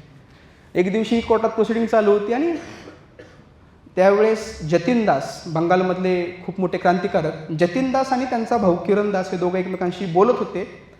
हे एका पोलिसांनी पाहिलं, त्यानं त्या किरण दासची कॉलर पकडली आणि तसंच फरफटत त्यांना न्यायालयाच्या बाहेर नेलं आणि पायरून अक्षरशः ढकलून दिलं. हे भगतसिंहांनी बघितलं आणि भगतसिंहांनी त्या कृतीचा विरोध केला. भगतसिंहांनी त्या न्यायाधीशाला याचा जाब विचारला आणि त्यांना सांगितलं की त्याच्याकडे परवाना आहे, तो आतमध्ये येऊन बसला आहे आणि तो त्याच्या भावाशी बोलतोय, तुम्ही अशा प्रकारचं कृत्य करायला नको आहे. तर न्यायाधीश म्हणतो की हे तमाशाचं केंद्र नाही आहे, हे न्यायालय, अख्खं गाव उद्या इथे येऊन बसवणार आहेत का तुम्ही? इथं जे काही चाललंय ते आमच्या मनाप्रमाणे चालणार. या गोष्टीचा विरोध म्हणून परत भगतसिंगनी कोर्टावर बहिष्कार टाकला, इथून पुढे कोर्टात यायचं नाही. त्यावेळीची मेख अशी होती की जर आरोपी किंवा आरोपीचा वकील कोर्टामध्ये उपस्थित नसेल तर कोर्टाची प्रोसिडिंग पुढे जाणार नाही. भगतसिंगला हे चांगलं माहिती होतं. भगतसिंग म्हणला मी कोर्टात येणार नाही. भगतसिंगचे मित्र म्हणले मी कोर्टात येणार नाही. आपण नेहमी म्हणतो की भगतसिंहांनी कोर्ट बंद पाडलं म्हणजे काय केलं? 3 महिने भगतसिंहांनी कोर्टाचं कामकाज बंद केलं होतं. कोर्टात जातच नव्हते हे क्रांतिकारक. एकदा जायचे, काहीतरी व्हायचं, पोलिस यांना कोर्टात मारायचे, 20-30 दिवस परत बहिष्कार, येणारच नाही. परत जेलमध्ये जायचे, तिथं परत पोलीस मारायचे. ही सगळी मारहाण चालू असताना एक दिवशी रबराचा एक पाईप जतीन दासच्या फुफ्फुसात गेला. त्यांच्या फुफ्फुसात दूध गेलं, ते फुफ्फुस सडलं, त्यांचा डावा पाय सडला, उजवा पाय सडला, हळूहळू त्यांचं अंग निकामी होत गेलं, त्यांची दृष्टी गेली. 12 सप्टेंबरला भगतसिंहांची कायदेशीर सल्लागार समिती, ज्याच्यात किशन सिंग होते, लाला दुनीचंद होते, प्राणनाथ मेहता होते, त्याच्यात असफ अली होते, त्याच दिवशी पंडित जवाहरलाल नेहरूसुद्धा जेलमध्ये आले, मियावाली जेलमध्ये 12 सप्टेंबरला. आणि ह्या सर्वांना भगतसिंहांनी उद्देशून एक वाक्य सांगितलं की काकोरी कॉन्स्पिरसी केस जी झाली काकोरीची, तर त्याच्यामध्ये एका आरोपीला तब्येतीच्या कारणास्तव निर्दोष मुक्तता दिली होती कोर्टाने. तो नियम इथं लागू करा. जतीनदांची तब्येत अतिशय ढासळली, ते कधीही त्यांचे प्राण जाऊ शकतात या अवस्थेमध्ये ते आहेत. कृपया त्यांना ह्या गोष्टीची आठवण करून द्या आणि जतीनदांची या केसमधून निर्दोष मुक्तता करा, अशा प्रकारची विनवणी भगतसिंहांनी त्या कायदेशीर सल्लागार समितीकडे केली. समितीने तो अर्ज कोर्टासमोर ठेवला, कोर्टाने तो अर्ज फेटाळला. हे घडलं 12 सप्टेंबर 1929ला आणि 13 सप्टेंबरला जतीनदांचा मृत्यू झाला. जतीनदांचा मृत्यू झाल्यानंतर त्यांचं पार्थिव बंगालला नेण्यासाठी त्या जेलमध्ये सुभाषबाबू स्वतः जातीने उपस्थित राहिले आणि त्यांनी त्यांच्या कलेवराला खांदा दिला. तिथून ट्रेननी त्यांचं पार्थिव कलकत्त्याला नेण्यात आलं. त्या लाहोरमधून निघालेली ट्रेन आणि जतीनदांची बॉडी ज्या बोगीत ठेवण्यात आली होती, ती बोगी गुलाबाच्या फुलांनी पूर्ण भरून गेली होती. आणि ज्यावेळेस त्यांचा अंत्यविधी झाला त्यावेळेस 3 लाख लोक जतीनदांच्या अंत्यविधीला बंगालमध्ये उपस्थित होते. लॉर्ड आयर्विनने या गोष्टीची दखल घेतली आणि लॉर्ड आयर्विनने त्या न्यायाधीशाला पत्र लिहिलं की एक जतीनदास मेला आहे, 3 लाख लोक आले, अजून 17 बाकी आहेत, काय करायचं ठरवलं. हे इराशिरीवर आलं होतं आता. आणि हळूहळू या कोर्टाच्या प्रोसिडिंगमध्ये वेगवेगळ्या प्रकारच्या अमानुष गोष्टींचा प्रयोग व्हायला आता सुरुवात झाली होती. नेक्स्ट, हे भगतसिंगचं ते वीर भारतमध्ये जे काही त्यांनी उपोषण सुरुवात केली त्याची छापून आलेली बातमी. नेक्स्ट, भगतसिंह आणि बटुकेश्वर दत्त यांनी उपोषण सुरू केलं. ही बातमी फार उशिरा बाहेर पडली, पण ज्यावेळेस बाहेर पडली त्यावेळेस त्याचं स्वरूप या प्रकारच्या पत्रकाने लोकांसमोर आलं होतं. आणि याच्यानंतरच 10 दिवसानंतर भगतसिंहांच्या नावाने भगतसिंह दिन 30 जून 1929ला संपूर्ण भारतामध्ये तरुणांनी मनवण्यात आला तरुणांकडून. नेक्स्ट, हे डाव्या बाजूचे जे आहेत ते अजय कुमार घोष, ज्यांनी इंग्रजांचं दूध आणि दह्याचे मडके फोडून भरपूर आर्थिक नुकसान केलं. आणि हे किशोरीलाल की ज्यांनी मूठभर तिखट खाल्लं आणि आपली अन्ननलिका ब्लॉक करून घेतलेली होती. नेक्स्ट, हे जतीन दास यांच्याकडं बघून तुम्हाला वाटतं का की 8 ते 9 पठाण पंजाब प्रांतातले यांना 3 टाईम मारत होते, यांच्यावर अमानुषात अत्याचार करत होते, ते पण 1.5 महिना 66 दिवस 65व्या दिवशी यांचा मृत्यू झाला. नेक्स्ट, हे त्यांचा रुग्णशय्येवर असतानाचा फोटो. हा फोटो त्यांच्या सख्या भावाने किरणदासनी काढलेला आहे आणि याच्यानंतरच त्यांचा मृत्यू झाला. नेक्स्ट, हे सगळं घडतं आहे. अतिशय विचित्रपणे भगतसिंग आणि त्यांच्या साथीदारांना वागणूक देण्यात येते आणि या गोष्टीचे पडसाद संपूर्ण भारतात उमटत होते. तर विधिमंडळ या गोष्टीला कसं बाजूला राहील? आजही भारतात कुठली गोष्ट घडली तर त्याचे पडसाद कुठं ना कुठेतरी संसदेत उमटतात. अगदी त्याच प्रकारे भगतसिंग आणि त्यांच्या सहकाऱ्यांसाठी जी काही ही अमानुष वागणूक त्यांना लाहोरच्या जेलमध्ये मिळत होती त्याचे पडसाद विधिमंडळामध्ये उमटले आणि विधिमंडळामध्ये जॉन क्रुगर यांनी एक गुन्हेगारांसंबंधीचा कायदा समोर ठेवला ते बिल पारित करण्यासाठी. परंतु त्याला खूप मोठ्या प्रमाणामध्ये भारतीय नेत्यांनी विरोध केला. त्याच्यानंतर गव्हर्नर इमर्सन हे बोलण्यासाठी उभे राहिले आणि त्यांनी आपलं मत मांडलं की युरोपियन कायद्यांप्रमाणे भारतीय कैद्यांना जर आम्ही राजकीय सुविधा पुरवायला सुरुवात केली, ज्या काही सुखसुविधा त्यांना जेलमध्ये मिळतात, तर संपूर्ण पंजाब प्रांताचाच एका वर्षाचा खर्च हा 40 लाखांवर जाईल. भारताचा पूर्ण खर्च कितीमध्ये जाईल याचा तुम्ही विचार करा. भारतीय राजकीय कैदी हे दुसरं कोणी नसून भाडोत्री मारेकरी आहेत आणि यांच्यावर एवढ्या प्रमाणामध्ये पैसे खर्च करण्याची माझी तयारी नाही आणि मी या निर्णयाच्या विरोधात आहे. त्यांना कोणत्याही प्रकारे राजकीय कैद्यांना मिळतात त्या सुखसुविधा मिळणार नाहीत. याचा विरोध केला नचिकेळकरांनी. नचिकेळकर हे नाव आपल्याला अपरिचित आहे असं नाही, पुण्यातलं फार मोठं नाव आहे. मराठ्यांच्या इतिहासांविषयी किंवा फ्रेंच क्रांतीविषयी ज्यांनी खूप मोठ्या प्रमाणामध्ये मराठीत लिखाण केलं असे नचिकेळकर. या नचिकेळकरांनी या गोष्टीचा विरोध केला ज्यावेळेस ते विधिमंडळाचे सदस्य होते. नचिकेळकरांनी विरोध केला त्यावेळेस वाजले होते पावणे 5 वाजता विधिमंडळाचं कामकाज संपणार होतं आणि बोलायला उभे राहिले मोहम्मद अली जिना. जिनांची प्रतिमा आपल्यासाठी खूप वेगळी आहे. भारताच्या फाळणीसाठी जबाबदार असणाऱ्या व्यक्तीतलं प्रमुख नाव म्हणजे मोहम्मद अली जिना आहे. पण ती भूमिका ही 1940 नंतर फार आग्रही झालेली आहे. आपला आजचा विषय हा मोहम्मद अली जिनांचा 1940च्या भूमिकेविषयी नाही आहे, भगतसिंगविषयी आहे.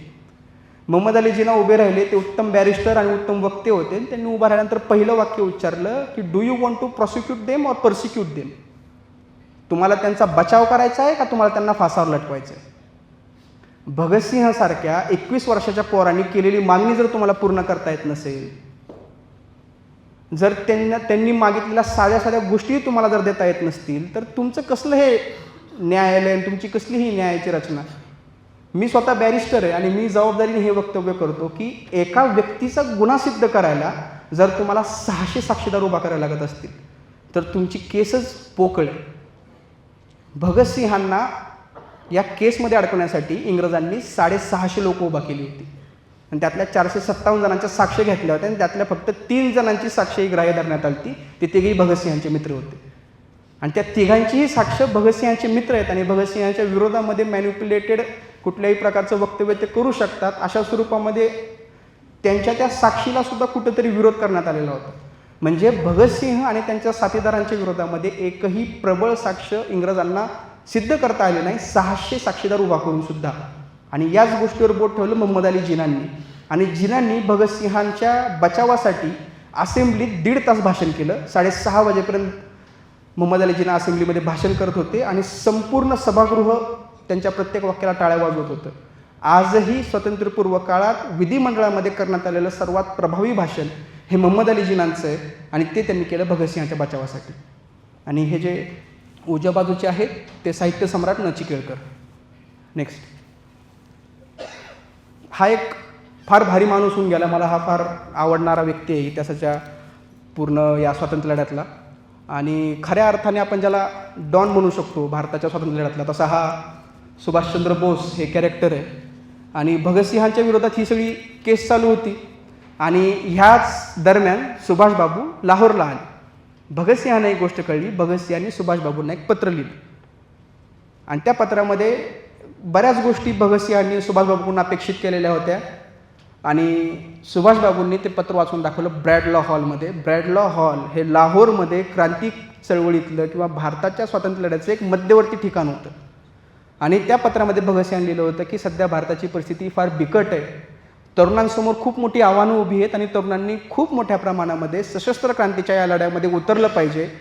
पंजाब आणि पंजाबच्या आसपासच्या प्रदेशातील तरुणांनी यामध्ये खूप मोठ्या प्रमाणात भाग घेतला पाहिजे आणि आपल्याला सुभाषचंद्र बोस आणि पंडित जवाहरलाल नेहरू यांना आपण आपला नेता मानलं पाहिजे. अशा प्रकारचं वाक्य भगतसिंगांनी लिहिलं होतं. हे भगतसिंग लिहित आहेत की आपला नेता कोण? सुभाषचंद्र बोस. शेतकरी कष्टकरी कामगारांचा नेता कोण? पंडित जवाहरलाल नेहरू. हे भगतसिंग स्वतः लिहित आहेत. हे सगळं पत्र यांनी वाचून दाखवलं आणि 16-17 ऑक्टोबर 1929 सुभाषबाबू भगतसिंहांची जी ट्रायल चालू होती कोर्टातली ती ट्रायल बघण्यासाठी गेले. किती भारी मुवमेंट असेल ती की सुभाषचंद्र बोस त्या न्यायालयामध्ये उपस्थित आहेत, भगतसिंग आणि त्यांचे सहकारी त्या एका पिंजऱ्यात उभा आहेत आरोपीच्या.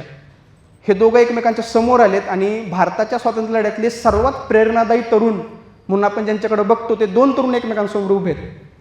सुभाषबाबू त्यावेळेस त्या न्यायालयात गेले. सुभाषबाबू अतिशय आदरणीय व्यक्तिमत्व असल्यामुळे त्यांना कुठल्याही न्यायालयामध्ये कुठल्याही ठिकाणी कुठल्याही स्वरूपामध्ये कुठंही अडवण्यात येत नव्हतं. पण त्या दिवशी सुभाषबाबूंना अडवलं आणि 1 तास त्यांना न्यायालयाच्या बाहेर उभा ठेवलं. पोलिसांनी त्यांना आत येऊ दिलं नाही. कुठून तरी भगतसिंहांना ही गोष्ट कळली आणि त्यांनी न्यायालयाच्या आतमध्ये त्या कोर्टरूममध्ये खूप मोठ्या प्रमाणात गोंधळ घालायला सुरुवात केला.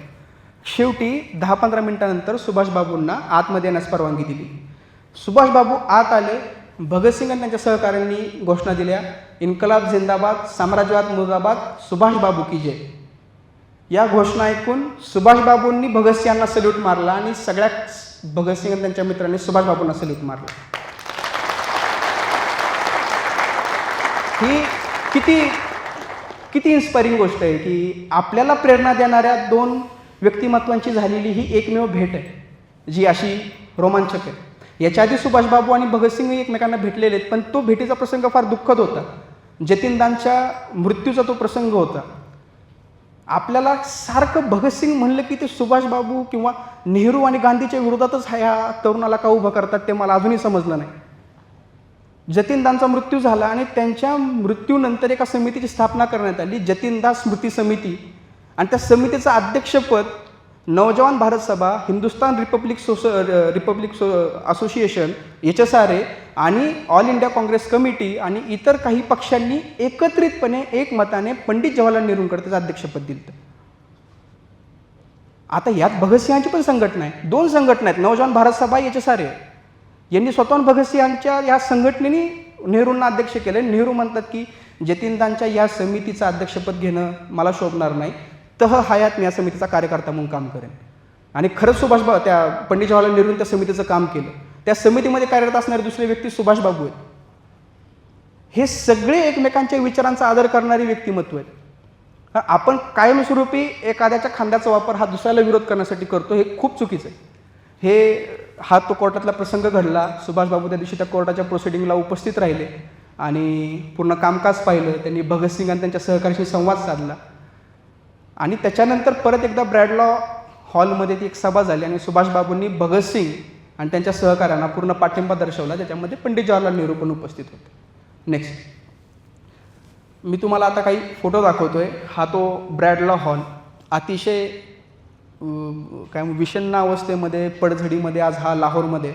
कुठल्याही प्रकारचं सरकारचं याच्याकडे लक्ष नाही आहे. याचा पूर्ण आकार जर तुम्हाला समजला असेल तर किती मोठ्या स्वरूपातला हा हॉल आहे. ब्रॅड लॉ नावाच्या काही इंग्रज अधिकाऱ्याच्या स्मरणार्थ हा हॉल उभा करण्यात आलेला होता.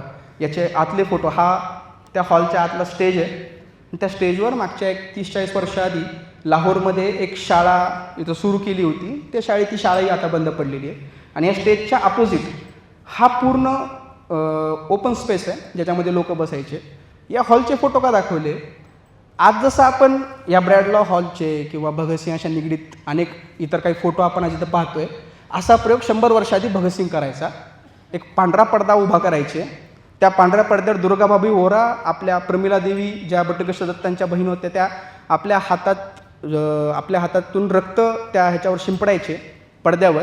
आणि त्या पांढऱ्या पडद्यावर मॅजिक कॅन्डल्सच्या मदतीने काकोरी आणि भारतात घडलेल्या क्रांतिकारकांचे स्लाईड शो ते त्यावेळेस करायचे या हॉलमध्ये, ब्रॅडलॉ हॉलमध्ये.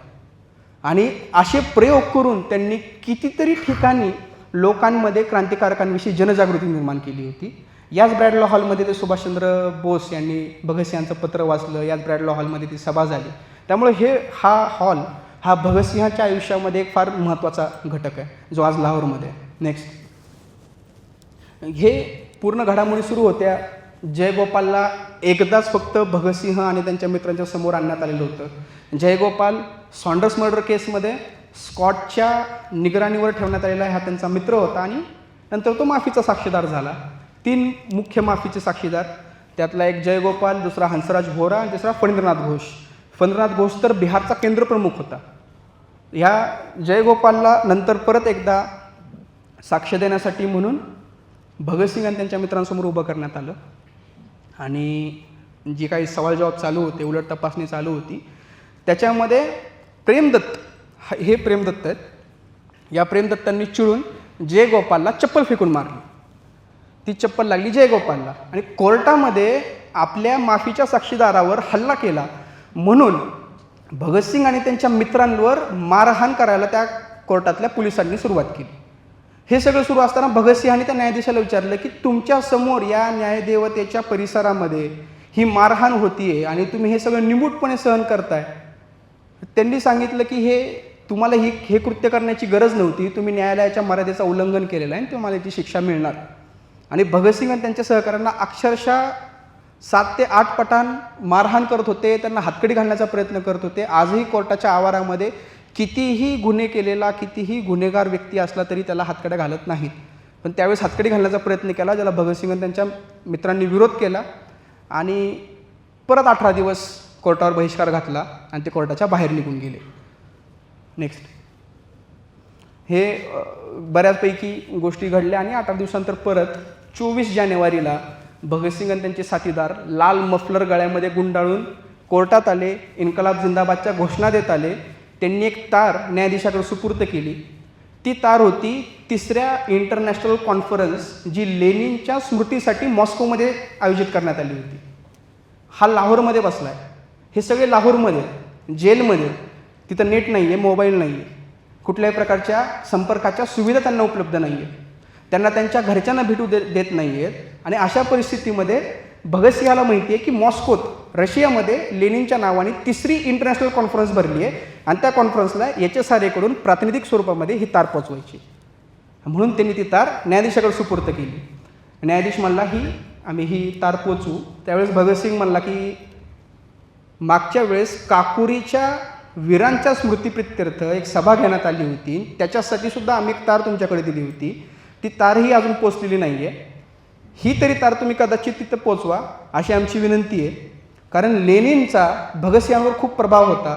लेनिन, गॅरिबाल्डी, ट्रोटोस्की याचं लिखाण भगतसिंहांनी वाचलं होतं. गॉड अँड स्टेटचा भगतसिंहावर प्रचंड प्रभाव होता. भगतसिंग नास्तिक का झाला यासाठी आपल्याला गॅरिबाल्डी एकदा वाचावं लागेल आणि गॅरिबाल्डी वाचल्यानंतरच आपल्याला कळेल की भगतसिंगच्या नास्तिकतेचं मूळ काय, भगतसिंगच्या नास्तिकतेचा पाया काय आणि भगतसिंगची नास्तिकता नेमकी कुठल्या स्वरूपाची. देव न मानणं म्हणजे फक्त नास्तिकता नाही आहे. भगतसिंगची नास्तिकता ही त्याच्याही पुढची. आणि त्याला प्रेरित करण्यासाठी जे कुठल्या विचारधारा त्याच्या मागं होत्या, त्यामध्ये लेनिन होता, त्यामध्ये गॅरिबाल्डी होता, त्यामध्ये ट्रोटोस्की होता. नेक्स्ट, हे सगळं सुरू होतं. पण भगतसिंग वारंवार भगतसिंहाच्या सहकाऱ्यांकडून या कोर्टावर बहिष्कार टाकण्यात येऊ लागला. कुठल्याही प्रकारे कोर्टाची प्रोसिडिंग व्यवस्थितपणे चालत नव्हती, निर्णय येत नव्हता, निकाल लागत नव्हता आणि आयर्विन घाबरला होता. आयर्विनने एक नवीन योजना आखली. जर कुठल्याही प्रकारचं नवीन बिल पास करायचं असेल तर त्याला पहिले विधिमंडळात ठेवावं लागतं आणि विधिमंडळामधले भारतीय नेते कुठल्याही प्रकारे भगतसिंगच्या विरोधातल्या गोष्टीला तयार होणार नाहीत. म्हणून 1930मध्ये कुठल्याही प्रकारची परिस्थिती नसताना या आयर्विननी, लॉर्ड आयर्विननी, जो व्हाईसरॉय होता, त्यांनी भारतात आणीबाणी लागू केली आणि ती आणीबाणी लागू करून विशेष न्यायाधिकार समिती स्थापन केली. तिला 6 महिन्याचा कालावधी दिला आणि त्याच्यामध्ये भगतसिंगच्या विरोधामध्ये निर्णय देण्याचा त्यांना वटहुकूम जारी केला. याचा परिणाम असा झाला की भगतसिंग कोर्टात असू नसो, न्यायाधीशांना वाटलं त्यांनी तो निर्णय न्यायाधीश देऊ शकतात. तिथून पुढं भगतसिंहांची 12 दिवसाची ट्रायल आणि भगतसिंहाचा फाशीचा खटला जिथं संपला, ज्या न्यायालयामध्ये भगतसिंहांना फाशीची शिक्षा सुनावण्यात आली ती ही वास्तू, जी लाहोरमध्ये, जी पुंछ हाऊस या नावाने फेमस आहे. आणि आज इथे एक मध्यंतरी लाहोरनी नॅशनल लॅबोरेटरी सुरू केली होती ना, आता ही लाहोरच्या राष्ट्रीय स्मारकांपैकी एक आहे. नेक्स्ट, ही जी समोरची टू व्हीलर दिसते, जिथं 2-3 टू व्हीलर लागल्या आहेत, हा त्या वास्तूचा पुढचा परिसर. बऱ्याच वेळेस भगतसिंग आणि त्यांच्या क्रांतिकारक साथीदार मित्रांना इथं आणण्यात आलं, कधी स्ट्रेचरवरून, कधी पिंजऱ्यात. एकदा भगतसिंहांचे पूर्ण कपडे फाटले होते, एवढं त्यांना मारहाण ह्या रस्त्यावर झाली होती आणि इथूनच त्यांना फरफटत आतमध्ये नेण्यात आलेलं होतं. आणि त्याच्यानंतर भगतसिंहांवर जे काही अमानुष अत्याचार कोर्टाचे आज झाले, ही अक्षरशः एकदा भगतसिंग आणि त्यांचे सहकारी जेवत होते आणि जेवताना ते हास्यविनोद करत होते. न्यायाधीशाने सांगितलं की यांना हातकड्या लावा, कारण ह्यांच्यापासून इथं उपस्थित असलेल्या लोकांना धोका आहे. का तर फक्त हे हसी मजाक करतात ना.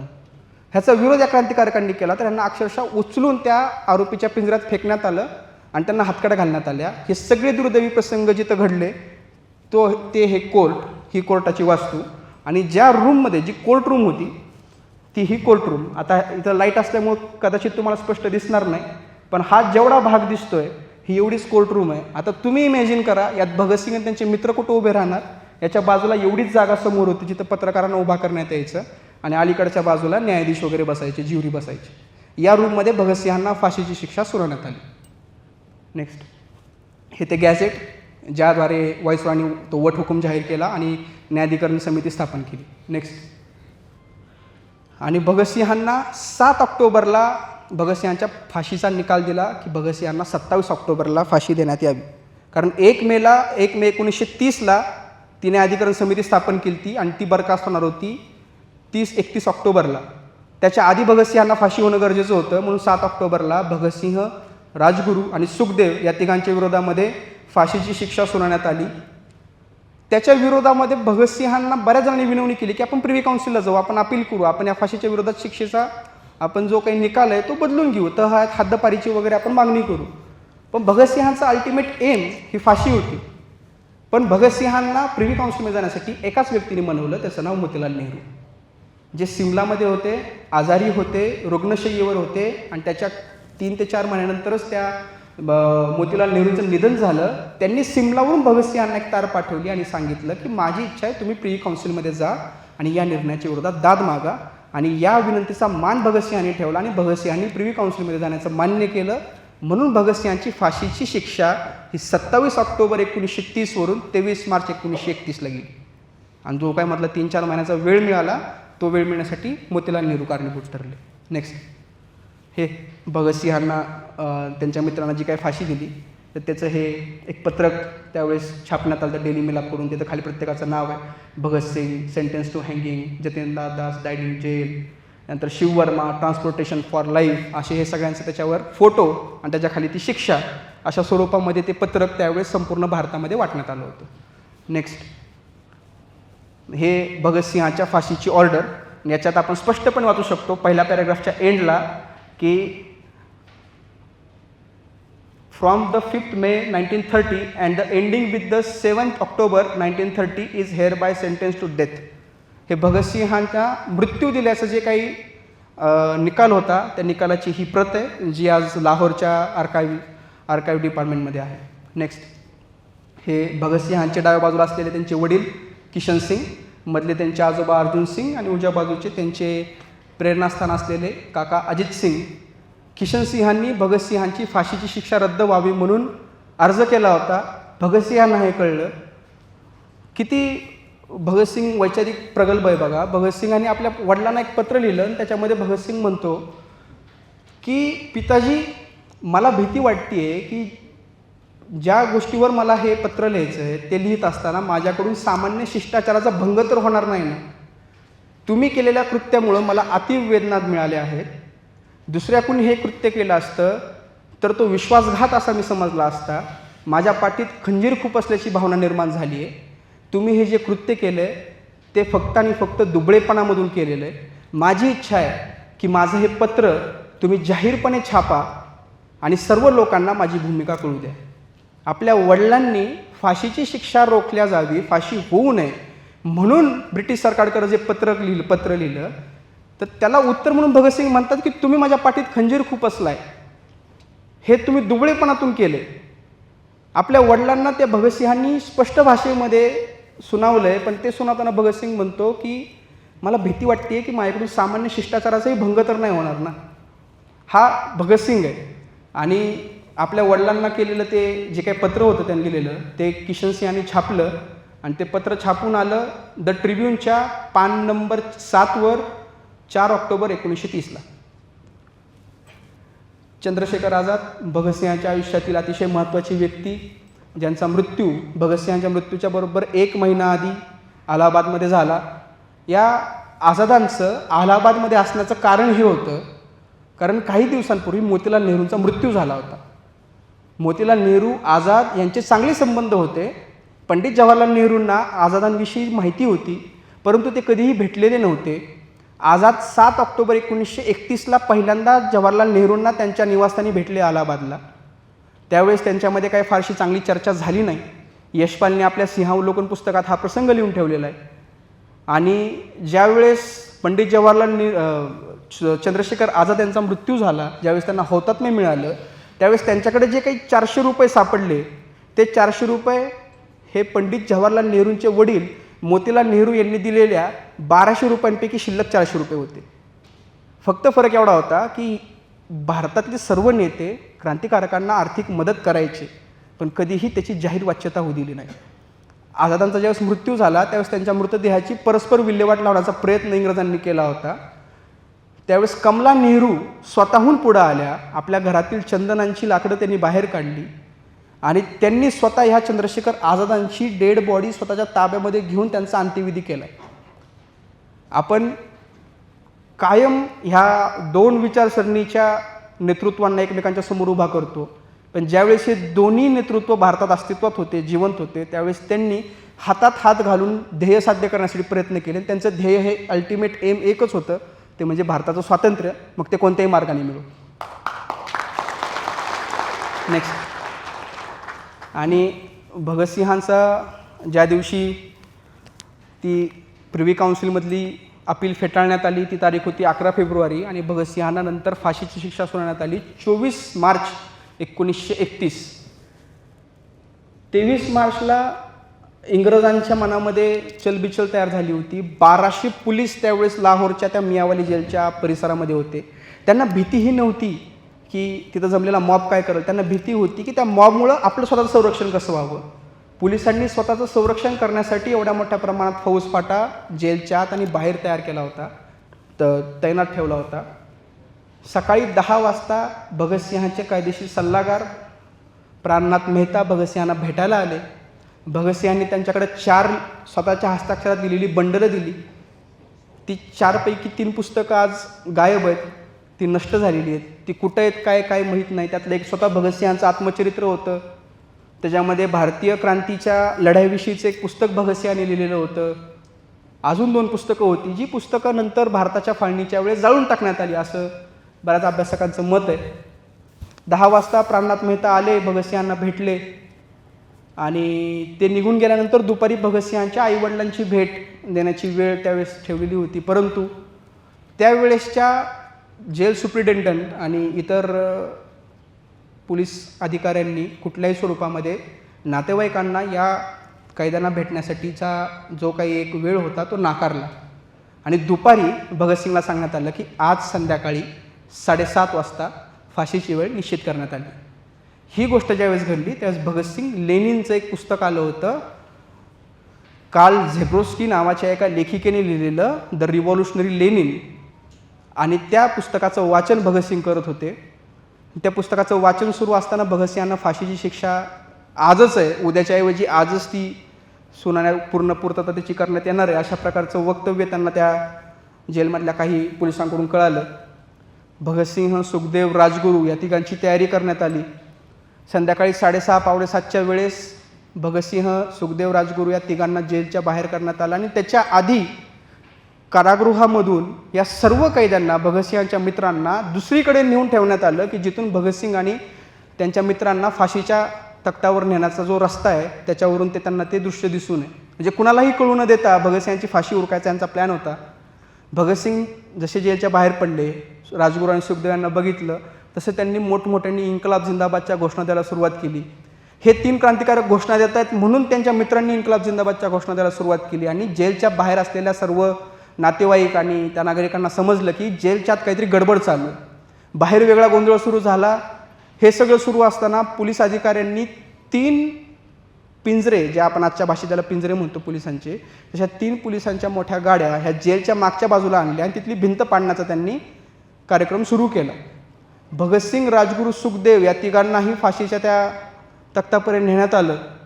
त्या फाशी तख्तावर ते 3 जण चढले. तिथं मॅजिस्ट्रेट होता आणि भगतसिंग त्या मॅजिस्ट्रेटला म्हणला की आज तुला बघायला मिळेल की एक भारतीय क्रांतिकारक न घाबरता फाशीच्या तख्तावर कशा प्रकारे जातो. आणि भगतसिंहांनी त्याच्यानंतर सुखदेव आणि राजगुरू यांची गळाभेट घेतली. इन्कलाब जिंदाबाद, साम्राज्यवाद मुर्दाबादच्या घोषणा दिल्या. एक काला मसीह नावाचा एक जल्लाद होता, त्याला फिरोजपूरहून आणण्यात आलेलं होतं. त्यानं त्या तिघांच्या तोंडावर काळे कपडे टाकण्याचा प्रयत्न केला. भगतसिंगनी ते काळे कपडे काढले आणि त्या जेल सुप्रिटेंडंटच्या तोंडावर फेकून मारले. कुणीही काळे कपडे तोंडावर घातले नाहीत. त्या तिघांच्याही गळ्यात फाशीचा दोर टाकण्यात आला आणि संध्याकाळी 7:30 वाजता तिघांनाही फाशी देण्यात आली. 1 तास त्यांचा मृतदेह हा त्या फाशीच्या तख्तावर लटकत होता. हे त्यांचं ते मृत्यूपत्र आहे, त्याच्यामध्ये तसं त्यांनी ते दिलेलं आहे की 1 तास भगतसिंग, राजगुरू, सुखदेव यांचा मृतदेह त्या फाशीच्या तख्तावर तसाच लटकत ठेवला. त्याच्यानंतर तो मृतदेह खाली काढण्यात आला. 2 पोलीस अधिकारी जे DSP लेवलचे ते 2 पोलीस अधिकारी, 15 ते 20 कॉन्स्टेबल आणि हवालदार हे यांनी जेलची मागची भिंत फोडली. तिघांच्या डेड बॉड्या त्या गाडीत टाकल्या. रस्त्यातून एका कुठल्या तरी धर्मगुरूला उचललं. त्या एकाच धर्मगुरूंनी शीख आणि हिंदू पद्धतीने तिघांवर अंत्यसंस्कार केले. तिघांनाही एकत्र जाळण्यात आलं. पण ते जाळल्यानंतर कुणालाही समजू नये की त्यांची ही डेड बॉडी कुणाची, म्हणून त्याची कोराडी विटंबना करण्यात आली.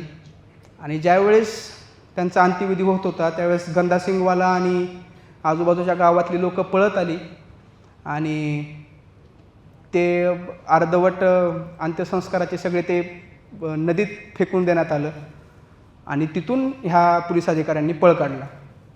म्हणजे 23 वर्ष आणि 7 महिने जगलेला हा तरुण पोरगा 1929ला इंग्रजांनी भगतसिंहांना अटक केली होती आणि 2-2.25 वर्ष 2 वर्ष काहीतरी तो जेलमध्ये राहिला, 1.25 वर्ष. त्या 1.25 वर्षात भगतसिंहांनी जे मिळवलं ते त्याच्या उर्वरित 20-21 वर्षाच्या आयुष्यामध्ये सुद्धा कुठल्याही क्रांतिकारकाला किंवा कुठल्याही नेत्याला मिळवणं शक्य झालं नव्हतं.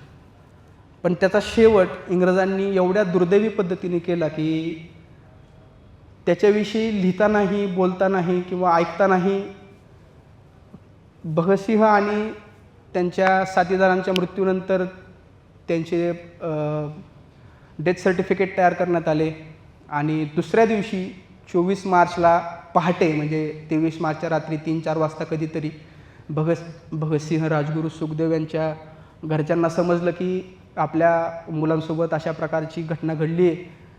तर त्यांनी एकत्र आले आणि तिघांचाही एकत्रितपणे अंत्यविधी केला. जो अंत्यविधी ज्या ठिकाणी झाला ती जागा भारताची ज्यावेळेस फाळणी झाली त्यावेळेस पाकिस्तानमध्ये गेली होती. पंडित जवाहरलाल नेहरूंनी 72 गावं पाकिस्तानला दिली आणि त्याच्या बदल्यामध्ये हुसेनीवाला भारतात घेतलं. फक्त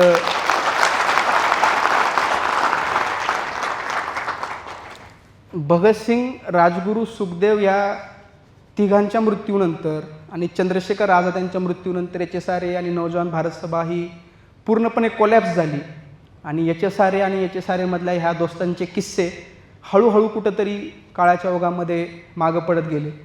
चंद्रशेखर आझाद हे कधीच पोलिसांच्या हातात सापडले नाहीत, पण यदाकदाचित इतिहासात जरतरला महत्त्व नसतं, कधीही नसतं. हा एक रोमॅन्टिक विचार आहे, रोमॅन्टिक थॉट आहे की असं झालं असतं तर तसं झालं असतं, तर ते स्वप्नाळू आहे सगळे, असं काही नसतं. पण जर कदाचित चंद्रशेखर आझादांना जर अटक झाली असती तर ह्या तिघांसोबत तेही फाशीच्या तख्तावर आपल्याला पाहायला मिळाले असते. नेक्स्ट, भगतसिंहांच्या मृत्यूची सर्वात पहिली डिटेल बातमी ज्या वृत्तपत्रांनी छापली तो हा द ट्रिब्यून आणि याच्यात भगतसिंह आणि त्यांच्या सहकाऱ्यांसोबत म्हणजे राजगुरू आणि सुखदेव यांच्यासोबत जे काही जेलमध्ये घडलं त्याच्याविषयी संपूर्ण सविस्तर वृत्त ह्या वृत्तपत्रामधून सर्वात पहिल्यांदा छापण्यात आलं. महात्मा गांधींची भूमिका, पंडित जवाहरलाल नेहरूंची भूमिका, भारतामध्ये उठत असणाऱ्या सर्वसामान्य लोकांचे प्रतिसाद आणि भगतसिंहांचे वडील सरदार किशन सिंग यांची असणारी भूमिका यासंबंधित सविस्तर वृत्तांत याच्यामध्ये दिला. कारण भगतसिंहांना फाशी झाली 23 मार्चला आणि 27 मार्चला 4 दिवसानंतरच लाहोरला अखिल भारतीय काँग्रेसचं अधिवेशन भरण्यात येणार होतं आणि भारतातले सर्व महत्त्वाचे नेते झाडून लाहोरला उपस्थित होते आणि त्याच वेळेस हा दुर्दैवी प्रसंग घडला होता. नेक्स्ट, ज्यावेळेस भगतसिंह आणि त्यांच्या सहकाऱ्यांचा मृत्यू झाला त्या सर्वात पहिल्यांदा काँग्रेसकडून जर कोणी मत व्यक्त केलं असेल तर ते पंडित जवाहरलाल नेहरूंनी. आणि त्यांनी असं वाक्य उच्चारलं की जर मी कधी एखादं वक्तव्य केलं असतं तर माझ्या वक्तव्यामुळे या तिघांच्या आयुष्यात आणखीन अडचणी निर्माण झाल्या असत्या, म्हणून मी मौन बाळगणं पसंत केलं. पण मला माझी भूमिका चुकीची आहे याचा आता निश्चितपणे जाणीव झालेली.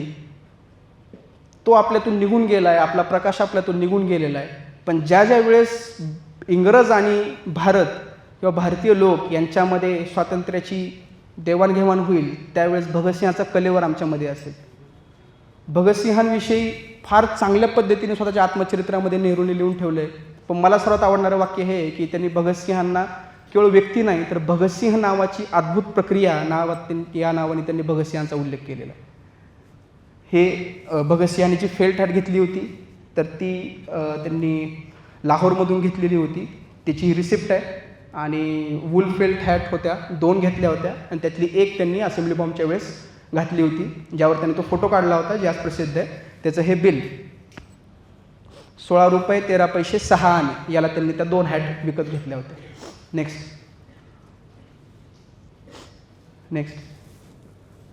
नेक्स्ट भगतसिंग, राजगुरू, सुखदेव, चंद्रशेखर आझाद, पंडित जवाहरलाल नेहरू, महात्मा गांधी, सुभाषचंद्र बोस, मौलाना अबुल कलाम आझाद, कितीतरी नावं घेता येतील. मला कधी कधी असं राहून वाटतं. मी बऱ्याच वेळेस माझ्या मित्रांसोबत कुंभार, मालोजीराव, साखूभाई, समीर इंगवले यांच्यासोबत मी कायम बोलत असतो की आपण फार चुकीच्या काळात जन्मलो आहे. ज्यावेळेस संपर्काची कोणतीही साधनं नव्हती, ज्यावेळेस कोणत्याही प्रकारच्या संपर्काच्या गोष्टी उपलब्ध नव्हत्या, ज्यावेळेस कोणत्याही प्रकारे आपल्याला लोकांसोबत जगात काय चाललं याची अपडेट क्षणाक्षणाला मिळत नव्हती, त्यावेळेस हे नेते उच्च शिक्षित होते. हे नेते जगभर प्रसारित होणारं प्रत्येक विचारसरणीचं लिखाण वाचायचे, स्वतःची विचारसरणी डेव्हलप करायचे, शुद्ध इंग्लिशमध्ये स्वतःची भूमिका जगासमोर मांडायचे, स्वतःच्या विचारसरणीवर ते कायमस्वरूपी टिकून राहिले. एक प्रकारची भूमिका होती त्यांच्या आयुष्याला, त्यांच्या जगण्याला, त्यांना अर्थ होता. एक तो काळ होता आणि एक आजचा काळ आहे.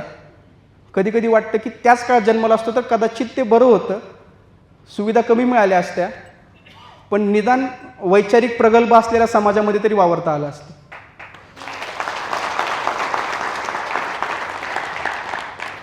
पण ती प्रगल्भता ज्या व्यक्तीने आम्हाला दिली ते प्रमोद मांडे, आणि त्यांचं स्मरण करून मी इथं थांबतो. धन्यवाद.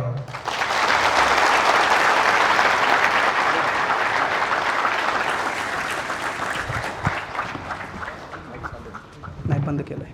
बंद केलं आहे. खालचं बटन दाबा. आपल्या अमोघ अशा वाणीतून सर्व श्रोत्यांना मंत्रमुग्ध केल्याबद्दल आता आपण कार्यक्रमाच्या शेवटाकडे आलोय. कार्यक्रमाचा शेवट हा आता आपण आभार प्रदर्शनाने करतोय. खरं तर आभार म्हणजे पुढील काम करून घेण्याची केलेली विनंती. तर केतन दादाला मी विनंती करतो की आज जसा कार्यक्रम आपण घेतलाय तसा इथून पुढं सतत घेत राहू आणि त्याला तुम्ही आपली उपस्थिती दाखवाल अशी मी विनंती करतो.